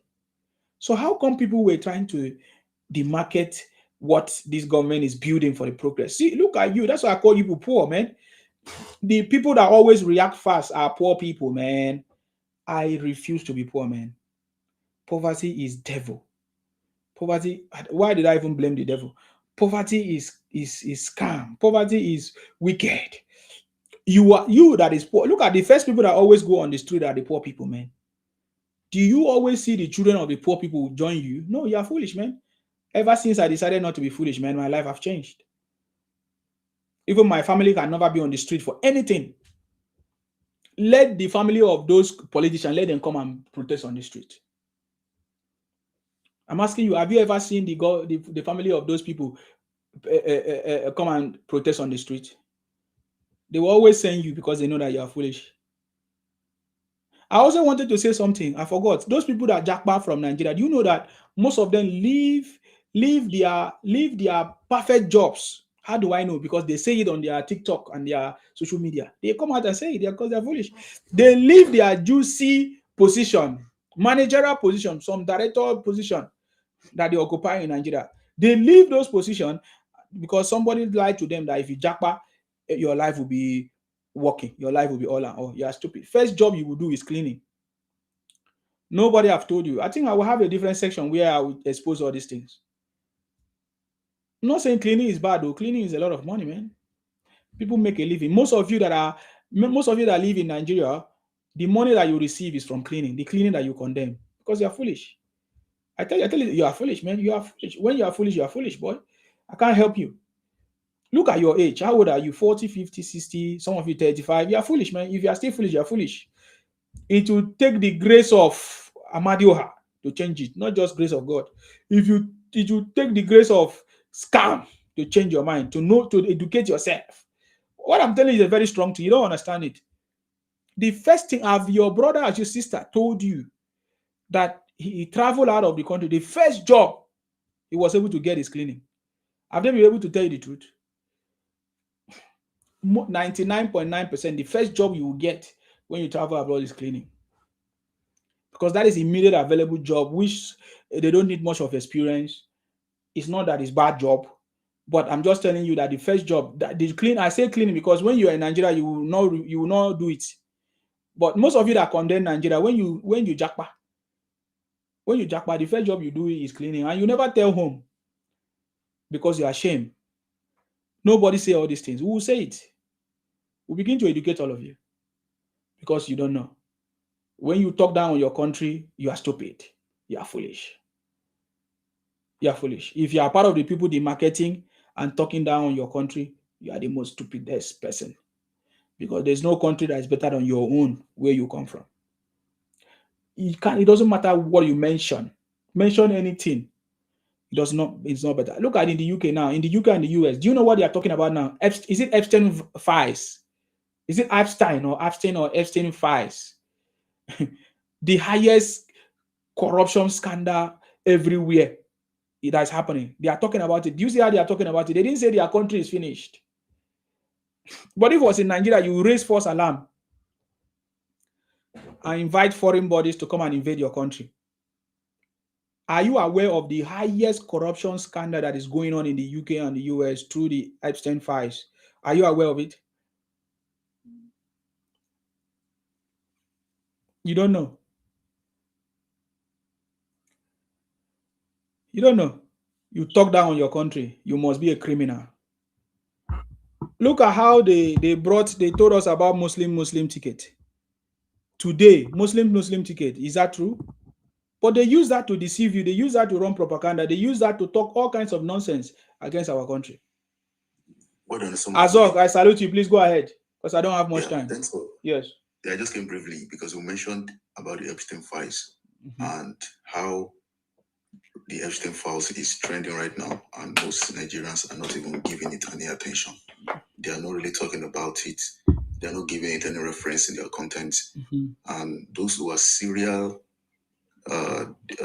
denigrators of their own country, Nigeria, they talk about all those things that Nigerian leaders do as though Nigerian leaders are the worst of the worst. But the Epstein files now has not only exposed the fact that Nigerian leaders are learners when it comes to corruption, but has also opened a can of worms as to the corrupt activities and occultic activities of Western leaders. But you can see that these so-called activists and critics who go around making a buck and creating a career out of denigrating their own nations, they've not really said anything about the Epstein files. They've not really said anything about the Epstein files. They've not doubled down on it.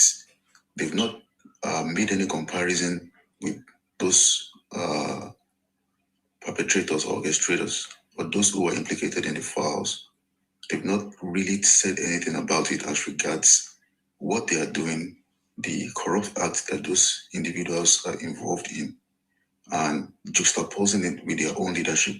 I think it is now that everybody will try to say that, oh, let's not compare these people with Nigeria. At least their system is working, or these kind of things. I think they're going to try to give or make excuses for those persons. But when it comes to the Nigerian leadership and some of those corrupt politicians that we have, they make all kinds of noise, and they did not limit their criticism to the leadership alone. They go ahead to pull the country down and drag the entire nation and the entire people that is there. They go ahead to call Nigeria a zoo.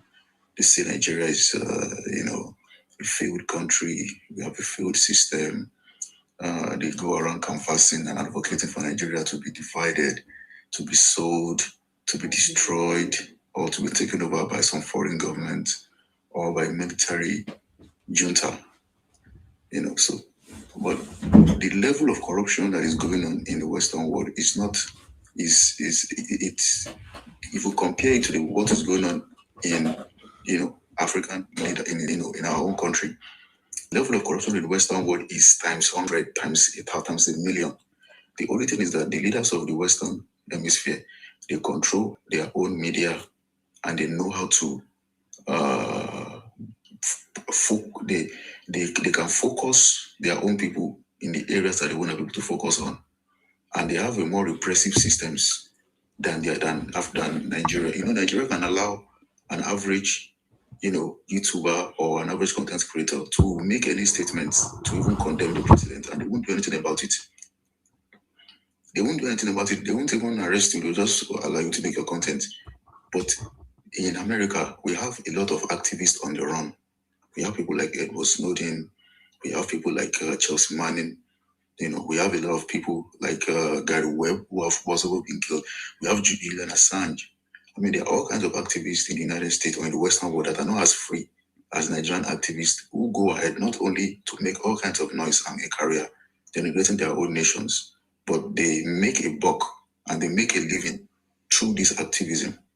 At the end of the day, when they are given positions by the same government that they condemn, they're going to be the first person to take up the positions and join them, and then change them out. So the Epstein files is a serious case that is going, and none of those content creators that denigrate the country have said anything about it. They will make excuses for them. Instead, they will say, oh, at least their countries are working, they have working systems so they can do anything that they want. We don't have any working system, so we must not spare our politicians. Yes, we must not spare the politicians, but why do we now advocate for the country to be sold? Why are we advocating for some foreign power to come into our country and, undermine our sovereignty and bomb, Christians and, try to get those foreign power to reduce the sovereignty of the nation just because you don't like the person who is currently the president of the country.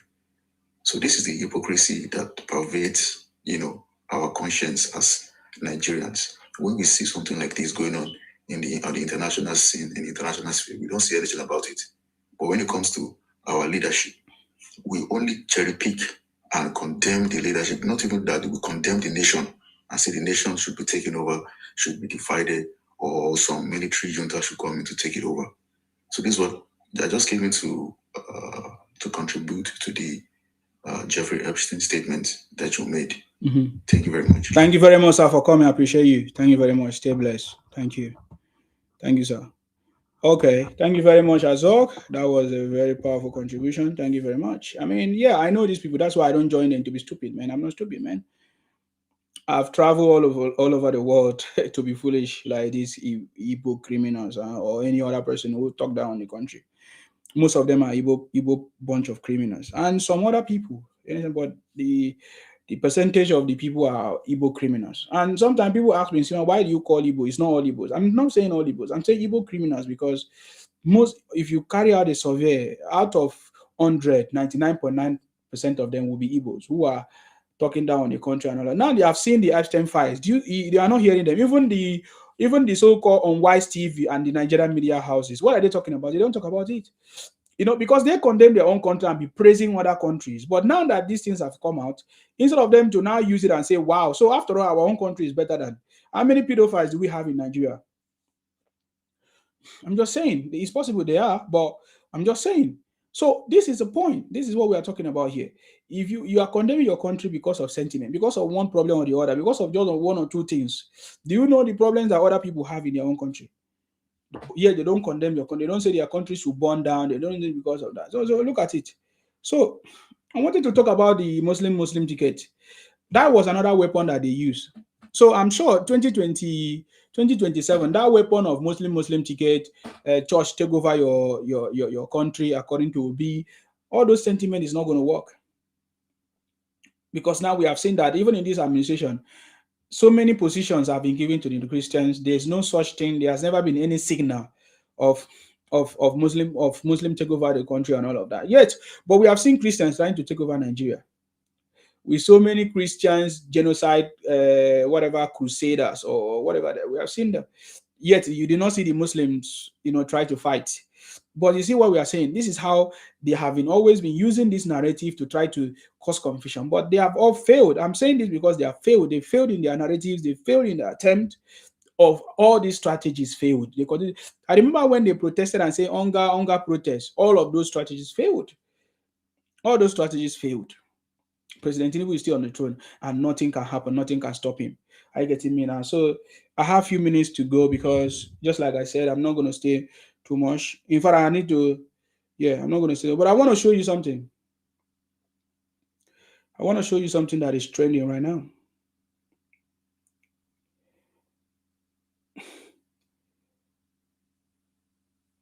This is, what do they call her? As your colleagues know, know, Nigeria is listen a number of reforms at that time. And as your colleagues know, and my colleagues know, Nigeria is a frequent example in my discussions with people around the world, presidents around the world, policymakers around the world, investors around the world, because I think in these 2 years, the results that have been achieved are really commendable. And I think we are going to be using these conversations. Wow, I can't imagine I've spoken for more than 2 hours straight up.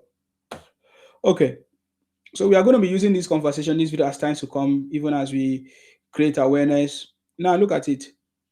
She said that she has been speaking to other people, presidents and others, about the progress of Nigeria and what her result and the progress. And she said that for the past 2 years, remember this person is the World Bank, is a managing director of operations in World Bank, Anna. She's a World Bank managing director of operations, and she's giving this feedback that look at she's been speaking with other people, other presidents and other countries and other people about the progress that is going on in Nigeria for the past 2 years.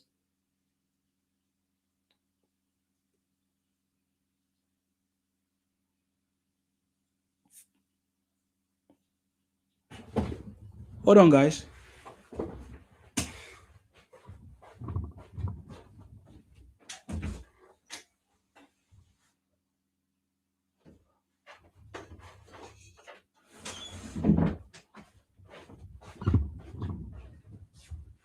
Okay, guys, I thought I left my tap running because I was hearing, but it was somebody that's using it. So, yeah, he said for the past 2 years, I've seen consistency and all of that in this government, and she's giving that report, and people are clapping.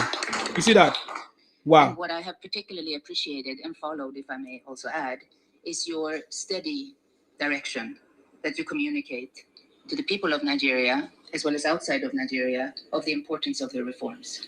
Because that has given confidence and clarity that even when reform implementation can be difficult, there is no turning back. You're staying the course because it is what's needed to get the results that you're looking for. Did you hear what she said? That how the President Tinubu have communicated these reforms, and that even when we know that reforms is very difficult to implement.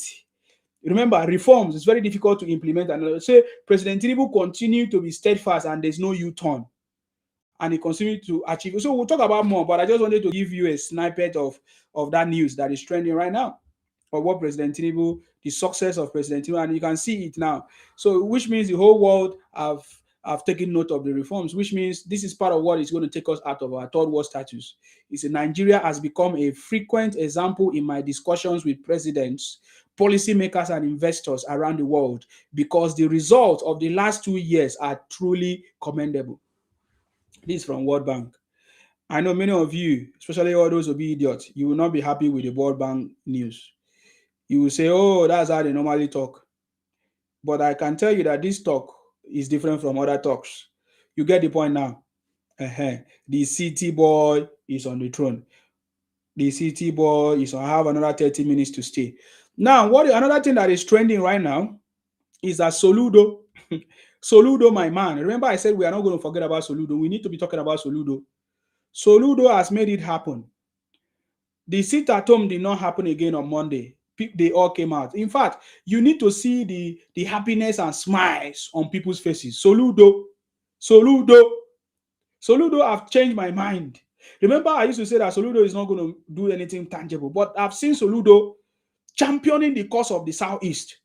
This is what Nnamdi Kanu or Obi could have done, but they all failed because they lack it. They lack the ability, they lack the capacity. The only person that can do it right now is Soludo. Soludo has changed the face of the Southeast right now. The sit-at-home that used to, damage and consume the people of the Southeast is no longer existing in Anambra State. Soludo made it possible. So yes, Soludo challenged them and told them, if you fail to do what I asked you to do, he banned sit-at-home and said they must all come out on a Monday.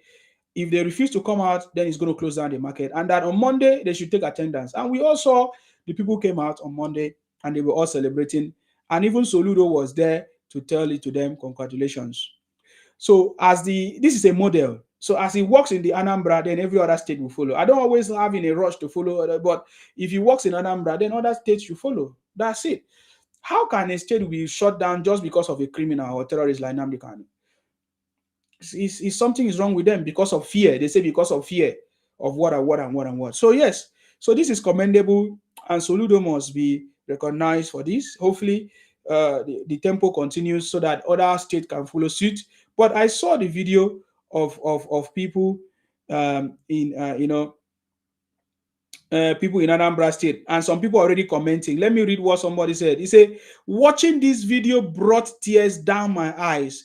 Looking at how happy my people are just to open their shops on Monday made me realize that my fight against IPOP terrorists was never in vain." So this guy is telling us, an Igbo person telling us that he fought against IPOP terrorism, but his voice was not loud enough.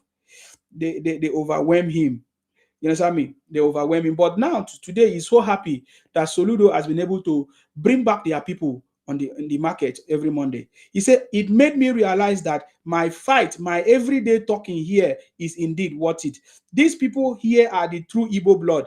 These people are the reason I keep showing up every day, even when I am tired and my voice is low to speak for them." You know, he called them all kinds of names and all of that. So all of that. So yeah, so a lot of people are happy right now that President Tinubu saved them. Number one, it's also that saved them. President Tinubu actually saved the Igbos by making sure that Nnamdi Kanu is will I say tried, tested, tried, whatever, in prison for Sokoto life imprisonment. Some people say he's supposed to be dead by hanging, but then it did not happen. But of course, so we can see that the arrest of Nnamdi Kanu has actually brought peace to the southeast of people, and it's actually correcting other people's head. People that are still thinking rubbish, their heads are getting correct. I've seen many Igbos come out now, even as I fire them. I see many of them coming out to speak. I must confess, there are so many lots of Igbo people that are very good people, which is in the 1%. About 99% of 99.9% of it are still Biafra, criminally minded, expansionist agenda. But others, 1% of it, which is a large number as well, to a certain stage, are very good people. Some of them are these people that I'm reading to you. I speak with them. I understand what's their problem. That is why I can boldly come and say it the way I say it, because other person cannot say it. Trust me. I'm telling you, there are so many good people now that are coming out to say, yes, President Tinubu have actually done big thing for them, good thing for them, because they never saw it coming. They never understood it that way. They never understood that this is what Nnamdi Kanu was doing. Trust me, many of them are coming out right now. So we must embrace them if they come out, but we must also be careful, because when the condition is not favorable or not, of course, they can change their mind. But just like I'm saying, there are so many of them are coming out to speak now that, wow, President Tinubu have actually tried for the Indi Igbos and all of that. So this is what is going on right now. See the crowd of the people that came out, to welcome and celebrate. You understand me? See the crowd.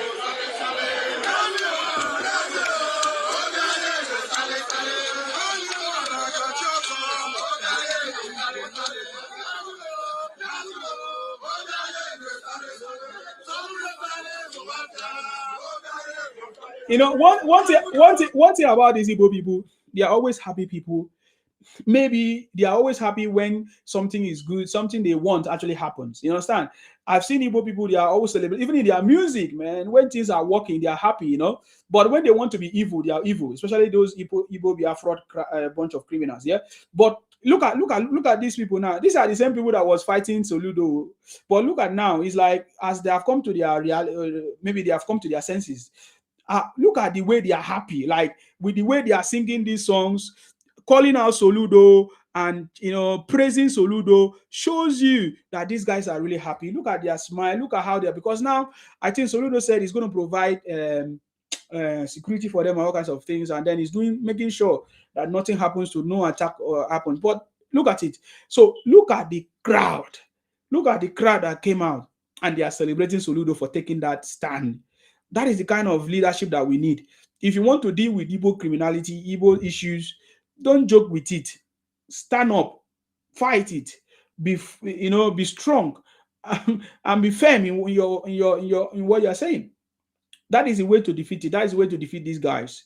So don't go and say, don't come and pity them. Don't come and use words like, oh, sorry. No, it will never work. I get it. So I love the way Soludo stood still, stand, and hopefully it continues. and let the people realize that it is time for them to come out and make a living and make life better for themselves, and stop complaining and stop believing the lies of somebody who say they are being marginalized, they're marginalizing them. Nobody's marginalizing them. You are the one that failed to do what you need to do. That's it. As you are sitting at home, no investor wants to invest in an area where there are problems and all kind of things. So, because they don't want to waste their money. So you see what I'm talking about. So yeah, Soludo has made it happen, and the people are coming out on the street to celebrate him, and they are happy. All of them are so happy. Look at it.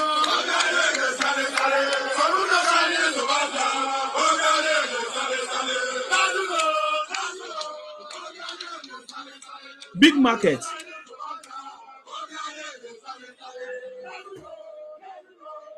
So it was a big market. I just decided to show you that one. I mean, many of you must have seen it, but it's trending. Are you getting me? I just decided to say, okay, fine, let me talk about that. So you see, another one that is happening right now. Another one that is happening right now.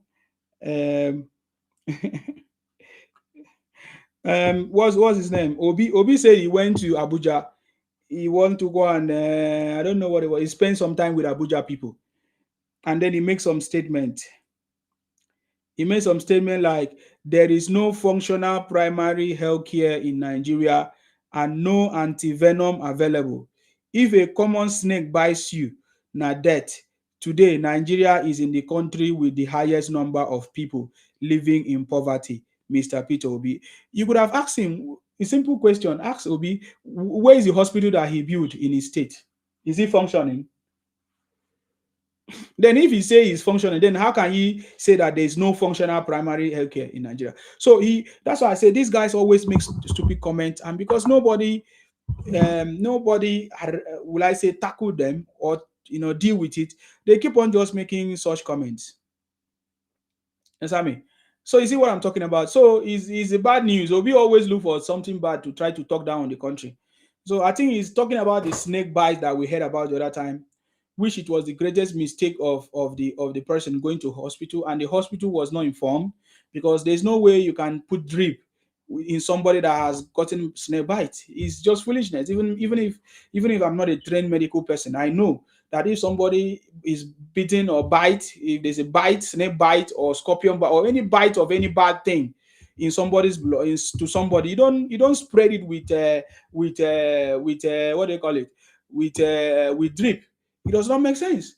So that is stupidity. This lady actually went to hospital. So Obi is sending a wrong information. Did the lady not went to hospital? She actually went to hospital, but the hospital did not even know what they were doing. That means the hospital should be shut down, or should be retrained, or mismanaged, or closed down, because it's not working. Because somebody come with a problem, tie the person actually tie the place. You went and open it and put drip, which means you circulate the blood. How do you expect this person to be alive? So that is the negligence of the hospital, because in this case, Obi is talking lies. We know Obi always lie, because you cannot say there's no hospital. There is, and she went to the hospital and actually died in the hospital. So Obi is always using emotion. That's why I started the first conversation, that these guys are always using flimsy nonsense excuses to confuse poor people who are working with them. These guys are poor people. Obi people are poor people. Disobedient are poor people. Poor in their mind, because I'm not just talking about physical cash or wealth. It's poor mindset. And when you are poor in the head, you are poor physically. These guys are poor. That when I say they are poor, but many of you do not understand when I'm calling them poor.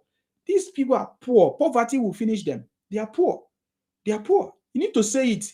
Join me to say it. These guys following Obi are poor. They are poor people. They are poor in their mentality, in their healing, in their thinking. They are very poor. That is why Obi can use flimsy things to confuse them or confuse them. Right? You understand me? Use simple things like snake bite to confuse them. Look at how people are gathering. But by the way, the people gathering here are mostly Igbos anyways. There is no other tribe that is going to be attracted to any content created by Obi or any shenanigans created by Obi. It's only Igbo people that are. Obi traveled to anywhere in Nigeria, Igbos are everywhere. That's what happened. So Obi traveled to Abuja, Igbos are there. So he gather Igbos and confuse them because they are poor. They are poor in their thinking. They are poor in their mindset. I can tell you, the reason why Nnamdi Kanu were able to confuse or convince all Igbos. Remember, I was there, but I was not convinced. But he was able to convince Igbos to be foolish, to burn down their place, to burn down their shops, sit at home, and all of that, because they are poor. They are poor in mentality, because they couldn't question him. They couldn't ask questions. For me, I ask questions. Why should my people sit at home in Akwa Ibom? I ask simple question. Why? Simple. They couldn't answer. So we can't sit at home. Why would my people burn down shops? They're simple. How can you burn down people's shops? So it's poor. It's poor mentality. Anywhere you see evil strive or they use evil to control, it's because these people are poor. Poor, mostly poor in their mental, in their ment, in their brain mentality. Poor mentality, poor brain. And it's not just education that we can eradicate that. Not just classroom education. Political education, religious education is the kind of education that they need. And self-development is what they need to be able to help themselves out of this situation. So those are the people. Obi goes around gathering poor people, gathering people that are poor to come and listen to him. And no wonder Obi told us. Now let us listen to what Obi said. Let us listen to what Obi said. Because of that, I just want to show you something. No, just to confirm what I'm saying. And you see the people that was with him, you see their reactions. Pay attention to this. I got the advice from a madman. You see? God have mercy upon you. Listen, the madman who lives there, when I came as the governor, came to embrace me and everybody's pushing away. I said no. I must hug him. And when I hugged him, he asked me a question. Am I looking for this? He told me exactly what to do. You see that? The best advice he got it from a madman. And he needed to listen to their reaction. Their reaction there was, wow. So a madman gave Obi advice. And then this madman always stay on the floor somewhere. And he's been there for years. Obi never saved him. Obi never. I don't even want to go deeper because we'll talk more later. But I just wanted to show you the kind of people that Obi gather to support him. These are poor people. You need to realize that these are poor people. Anybody that promotes Obi is a poor person. Is a foolish person, have a poor mindset. And that is why they do it. You understand me? I can tell you now. Now, most of the thing that is going on now is another trending information, of course. Things have changed. Things have changed right now. Things have changed. The political calculation have changed. Right now, just like I said before, the most popular, will I say, Igbo man in the Southeast is now in charge of the City Boy movement. And I saw them today visiting, they visited Hobu Sodima. Hobu Sodima, which is like the chairman of the movement as well. And I saw Obi Kubana visited Hobu Sodima to present his agenda, and even Kubana chief priest was there. But I'm saying this because these are the biggest people in the Southeast trying to play their cards. So let's see how all these calculations, how this political game will work. But I can tell you, it's already stirring some emotions, and some people like Very That Man has come out to say something. But let me just play you a video of this. You see Gubana, he's so happy that he has been given this position. I think by Sheyi Tinubu, is a barrister Sheyi Tinubu, right? Has given Obi Kubana this position as the zonal leader. And now, of course, Obi Kubana will always bring his team, like chief priest, to come and support. But pay attention to the celebration. You know, they all came together. See?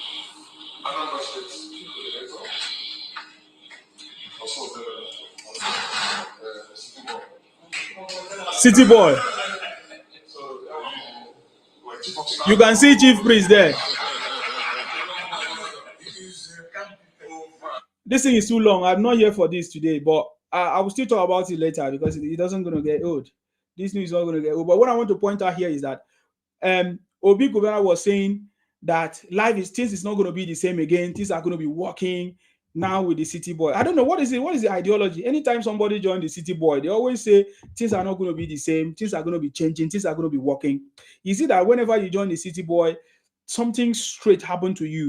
You just all of a sudden understand that, man, this is possible. We can make it happen. Let's do it. Let's work together to make it happen. So yes, the confidence that I see in Obi Kubana, it might be true or not. It might be pretentious or pretending. We don't know yet. But when it's time, we'll truly know. But I can actually say that the appointment of Obi Kubana as the head or zonal leader in the Southeast will contribute something successful. Will add more votes to President Tinubu. Trust me, we'll add more vote and support to President Tinubu in the Southeast. Yeah, that's what it's going to do. But now look at the reaction of Very Dark Man. Very Dark Man is upset that that chief priest is now being called into, because I told you Obi Kubana will bring his other people, and that is why he was appointed, because he knows he's like kind of a big fish in the southeast. So he's going to bring other people to join, and chief priests have joined. But now listen to what Very Dark Man have said. Kubana chief priest, since I saw you your post with the governor of Imo, I need to know how I will roll with you from now. You have shown some threat that isn't okay with me. Last year, you vowed not to campaign for Tinubu after Nnamdi Kanu was in prison. But now you are flagging for City Boy movement. This is from Very Dark Man. Remember the time when Nnamdi Kanu was sentenced to life imprisonment? We saw the reaction of Obi Kubana. I wish I also brought it here. I said, Obi Kubana is always pretending, but he later said that, yeah, he's just talking for his people or whatever. But there's peace in Igbo land and all of that. So now, and it was like, he was angry initially. I don't know what, of course, he's their brother. They will still have that pattern of fight or anger. But then he came back to say that, yes, there's peace in Igbo land. But now, Very Dark Man is like, I'm not going to trust you again, because you say you're not going to support Tinubu. Now you are supporting Tinubu, this and that and that and that and that. You see that kind of a thing. So that tells you that Obi Kubana appointment in the southeast as the zonal leader is something very big. Oh boy, it's something very big, and it's going to bring progress. Well, it's going to bring in more support for President Tinubu in the southeast. Trust me. And the people already knows.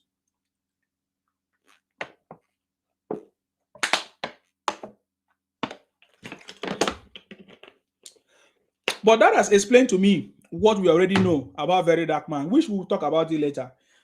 You see, many people have been telling me, see, I talk about Very Dark. I don't want to talk about him because his already mission is failed. He's failed on arrival. We have listened to Very Dark Man call out Sheyi Barasa Sheyi Tinubu many times. Maybe he thought that they will use him. But what's that? Very Dark Man, which zone does he represent? Because I don't know where he come from. Sometimes he pretend he say he come from Edo, but his behavior does not sound Edo. Very Dark Man, his behavior does not sound Edo, but that is not where I'm going to. So I was thinking, I think Very Dark Man was thinking that Barrister Sheyi Tinubu will call him to give him some position as well, because he has been positioning himself for 2027 campaign. Many of you don't know that all this thing that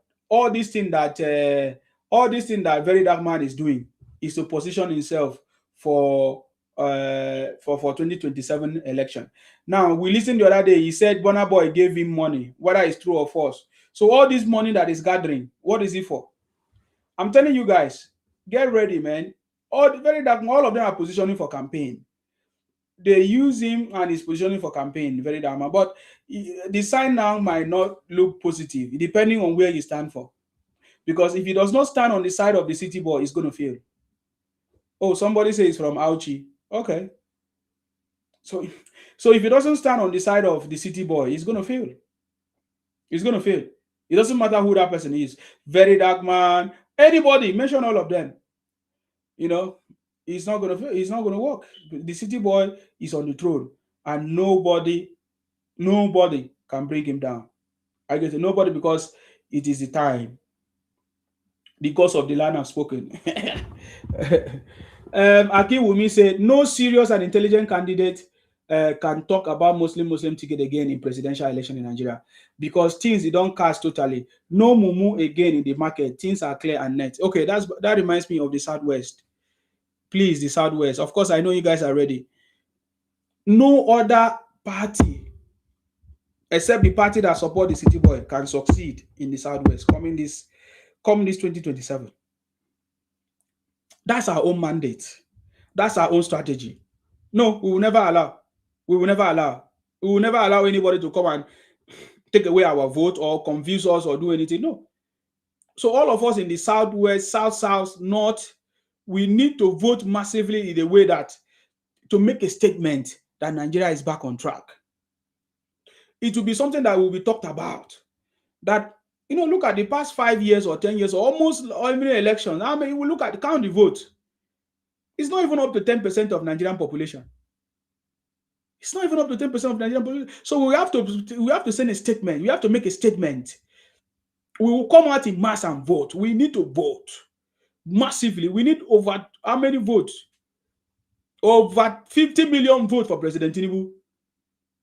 We need to come out in mass and vote, because many Nigerians say they don't want to vote, they don't want to participate. There's reason for you to participate. There's lots of reason now. Which is most of them are going to mature very well in 2027, early 2027, but late 2026 you should begin to see them. But you have reasons. Your children are not going to school. Students are not going. Young people are not going to school. Young people now have money. And very soon, just like I said, if the digitalization system, of course, that President Tinubu is building, we can be able to distribute money for everybody that needs it. Yes, there should be a welfare system. A welfare beneficiary system. It exists everywhere in the world. A welfare system that is transparent, not just like the trader money. Remember the trader money? They used to go and share money to some people. Even right now, they are still sharing money to households. Are you not aware? You're not aware. Many households are benefiting from monies that are being shared to households that has been identified.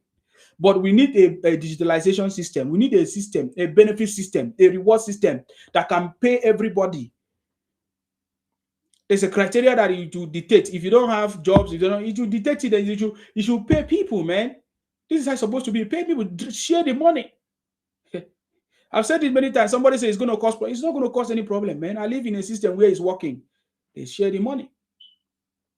Share the money. What it does is that it will make people to be able to even make a living, to search for job, to do training, to go and get a job or improve themselves. You give them a period. We are going to give you this money so time.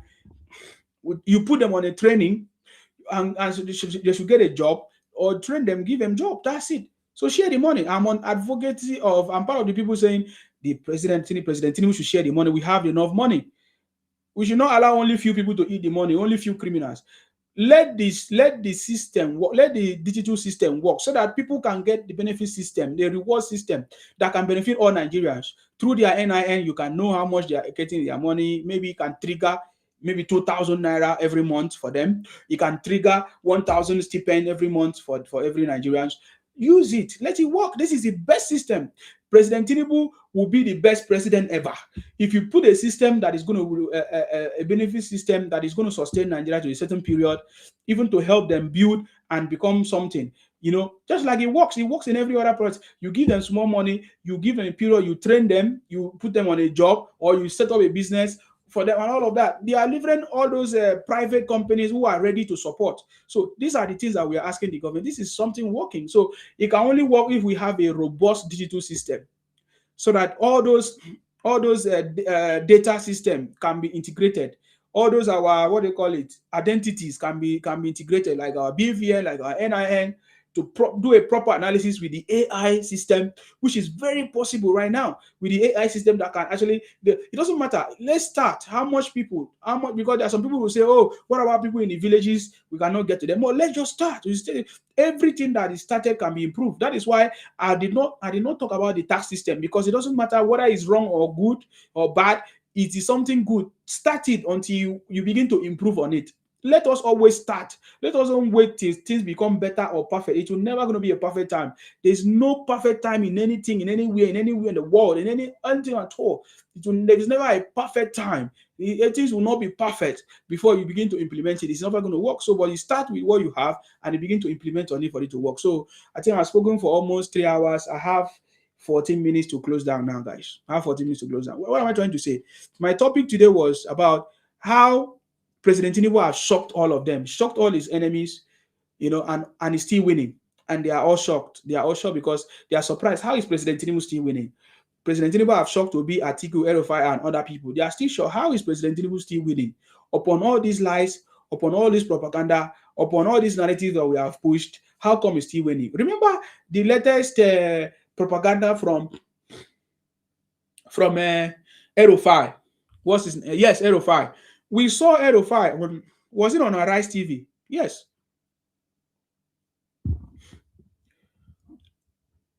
Olatunji said 2027 election will surely be a special day in Nigeria history. Yes, thank you very much. Akiwumi said, Stephen, that means, Stephen said only Mumu people listen to this fool. Okay, Stephen. So the people that listen to Nnamdi Kanu and Obi, who are they? What did they achieve? Nothing.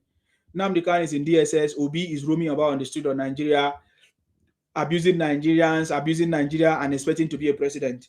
Who are the fools? Igbos, Igbo Biafra, and you, Ipong. You are the people that they are foolish. And I love the answer of Akinwumi.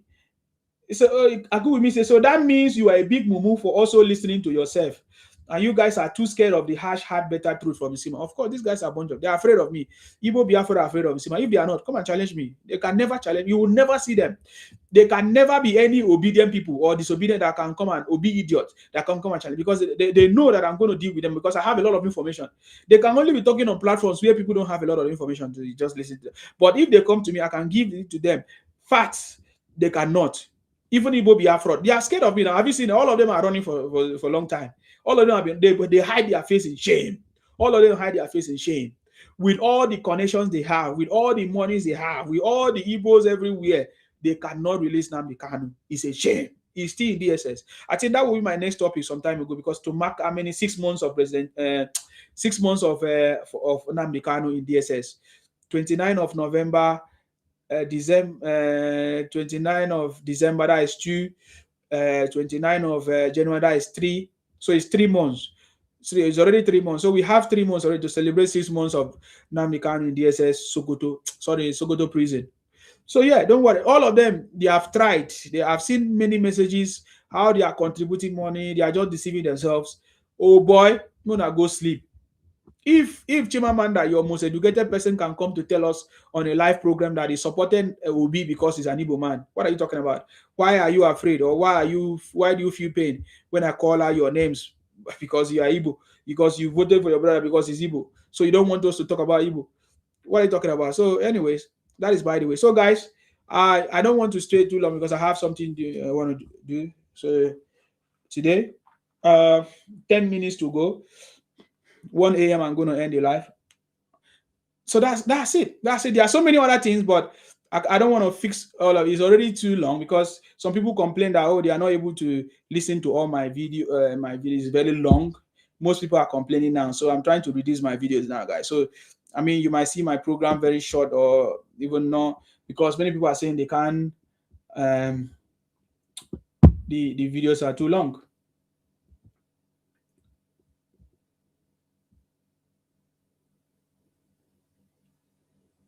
Okay, yeah.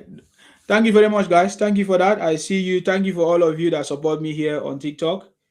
I know I don't come often, so each time I don't come often, the algorithm drops. I'm planning to come off very soon. I'll be live every time. Remember, we're going to go to 10 days straight up. 10 days broadcasting, talking about politics, talking about everything. 10 days broadcast is coming.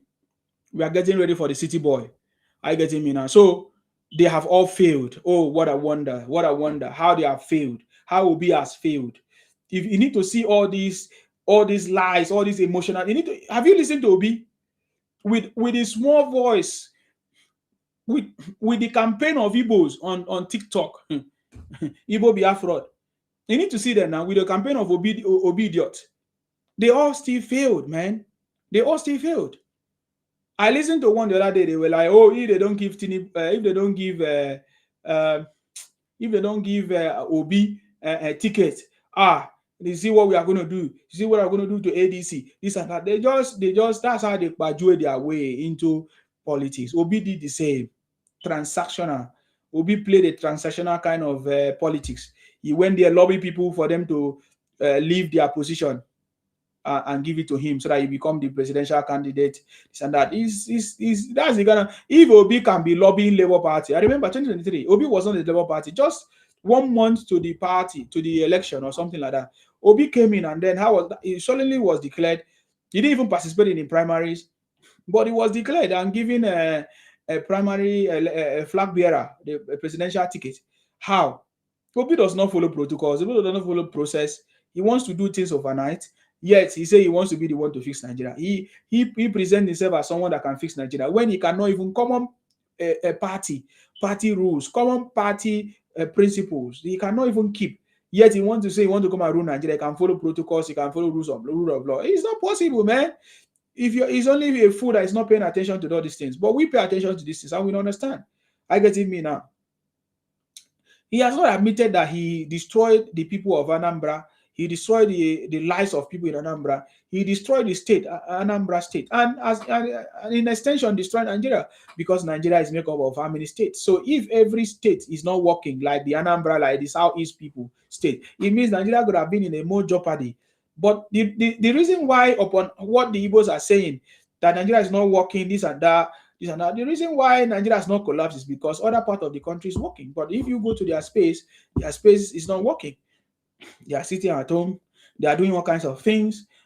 That tells you that, man, they are the one that are trying to bring the country down. And that is where Obi comes from. And he never mentioned anything up to today. Now, I've been expecting Obi to talk about the sit at home, or to talk about, yes, what Soludo have done in Anambra, because Obi have never mentioned anything. Obi don't talk about things that concern his own people. Obi don't mention things happening in his own place. But Obi is quick to talk about things that happen in other people's place. So we understand the tactics of Obi, man. We are very soon, man.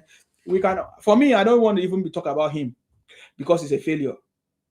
He's a big time failure, and nothing can change Obi. He's been like that for years. So if you don't know him, forget about it. We know him, and we can tell you.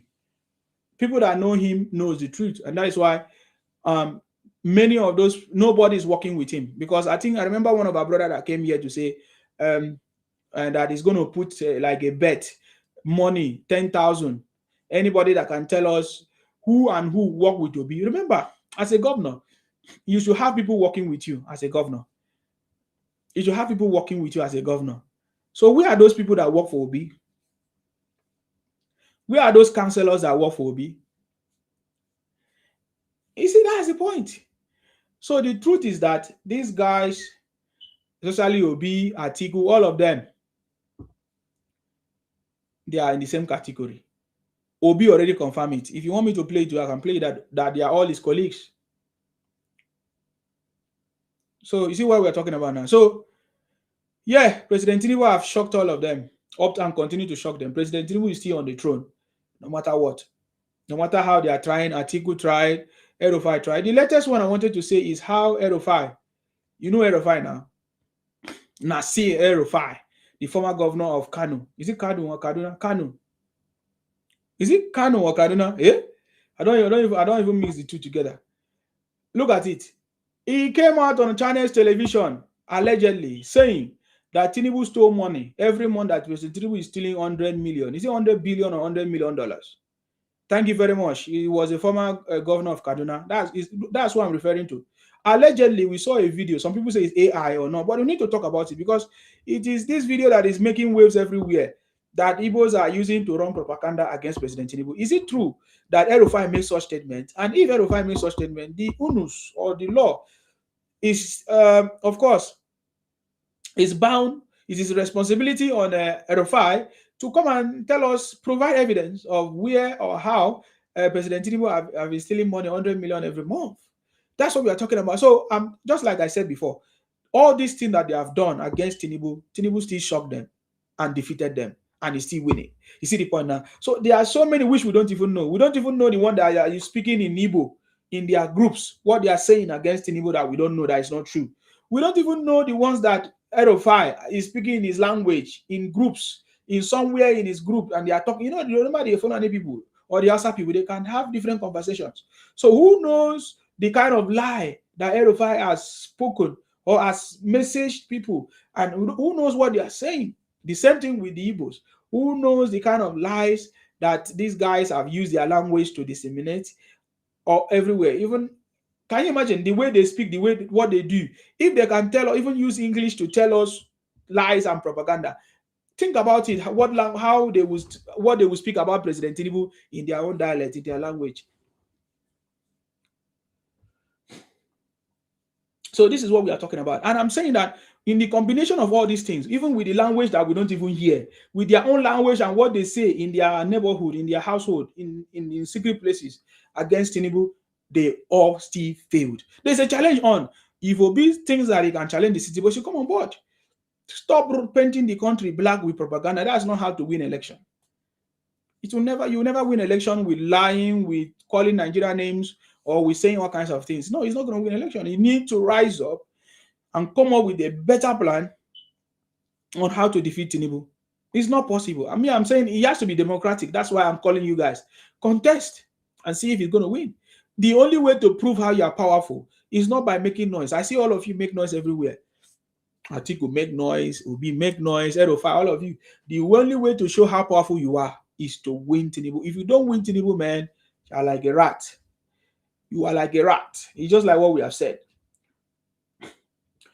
The rising giant say the great Nsima, thank you very much. Olatunji say we need all round candidate to become our leader. Like Tinubu, we don't need a tribal leader like Obi as a president. Thank you very much. So guys, I don't have much time. May God bless all of you. Let us continue to pray for our president for good health, for good knowledge, so that he continue to lead us right. Let us pray for those people working with him, his cabinet members and people and his team of people, because you see, all these things is not possible without the help of the people working with President Tinubu. Those people need to be truthful, need to be healthy, need to do what they need to do to order to support President Tinubu. So let's pray for them, man. For President Tinubu to succeed in many ways is because of the people working with him. Let them continue to speak the truth. Let them do what they need to do by themselves. Let there be no sabotage among them. That is our prayers. So let us pray for good health for our president, for knowledge and understanding to execute all his plans that he has for the progress of this country. Because we are already seeing that this country is already back on track under President Tinubu. Let us pray for our Vice President, of course, Senator Kashim Shettima, GCON. Let us pray for our uncommon Senate President, distinguished Kosi Akpabio. Let us pray for you, patriotic Nigerians, because right now we have a challenge for us to rise up, to play our own part as a responsible citizen. We have a part to play. The part to call our leaders accountable, the part to not allow anybody to demarket our country, the part to boycott all boycottables, boycott all people that are demarketing our country, boycott their product, boycott their services, boycott all boycottables. We have a part to play in order to protect our country. For many years, we have been keeping quiet. I say it's been over 60 years. These guys continue to demarket the country, run down propaganda, sell fake drugs, sell out fake drinks, children, baby food, all kinds of things, do all this kidnapping and cannibalism, and we keep quiet. So how long are we going to continue to do all of this? It's time for us to rise up, to speak up against all these atrocities. May God bless you. May God bless the Federal Republic of Nigeria. Of course, you know my name is Akparawa Nsima, the first son of Idu. Our job is to make sure that we continue to fight in order to defend and to protect our land. May God bless you. Abasiri on all of you. Thank you very much. And bye for now, guys. Stay blessed until I come your way next time. Bye-bye. Bye-bye. All right, guys. Thank you very much for watching me on X and Facebook and YouTube. Thank you. May God bless you.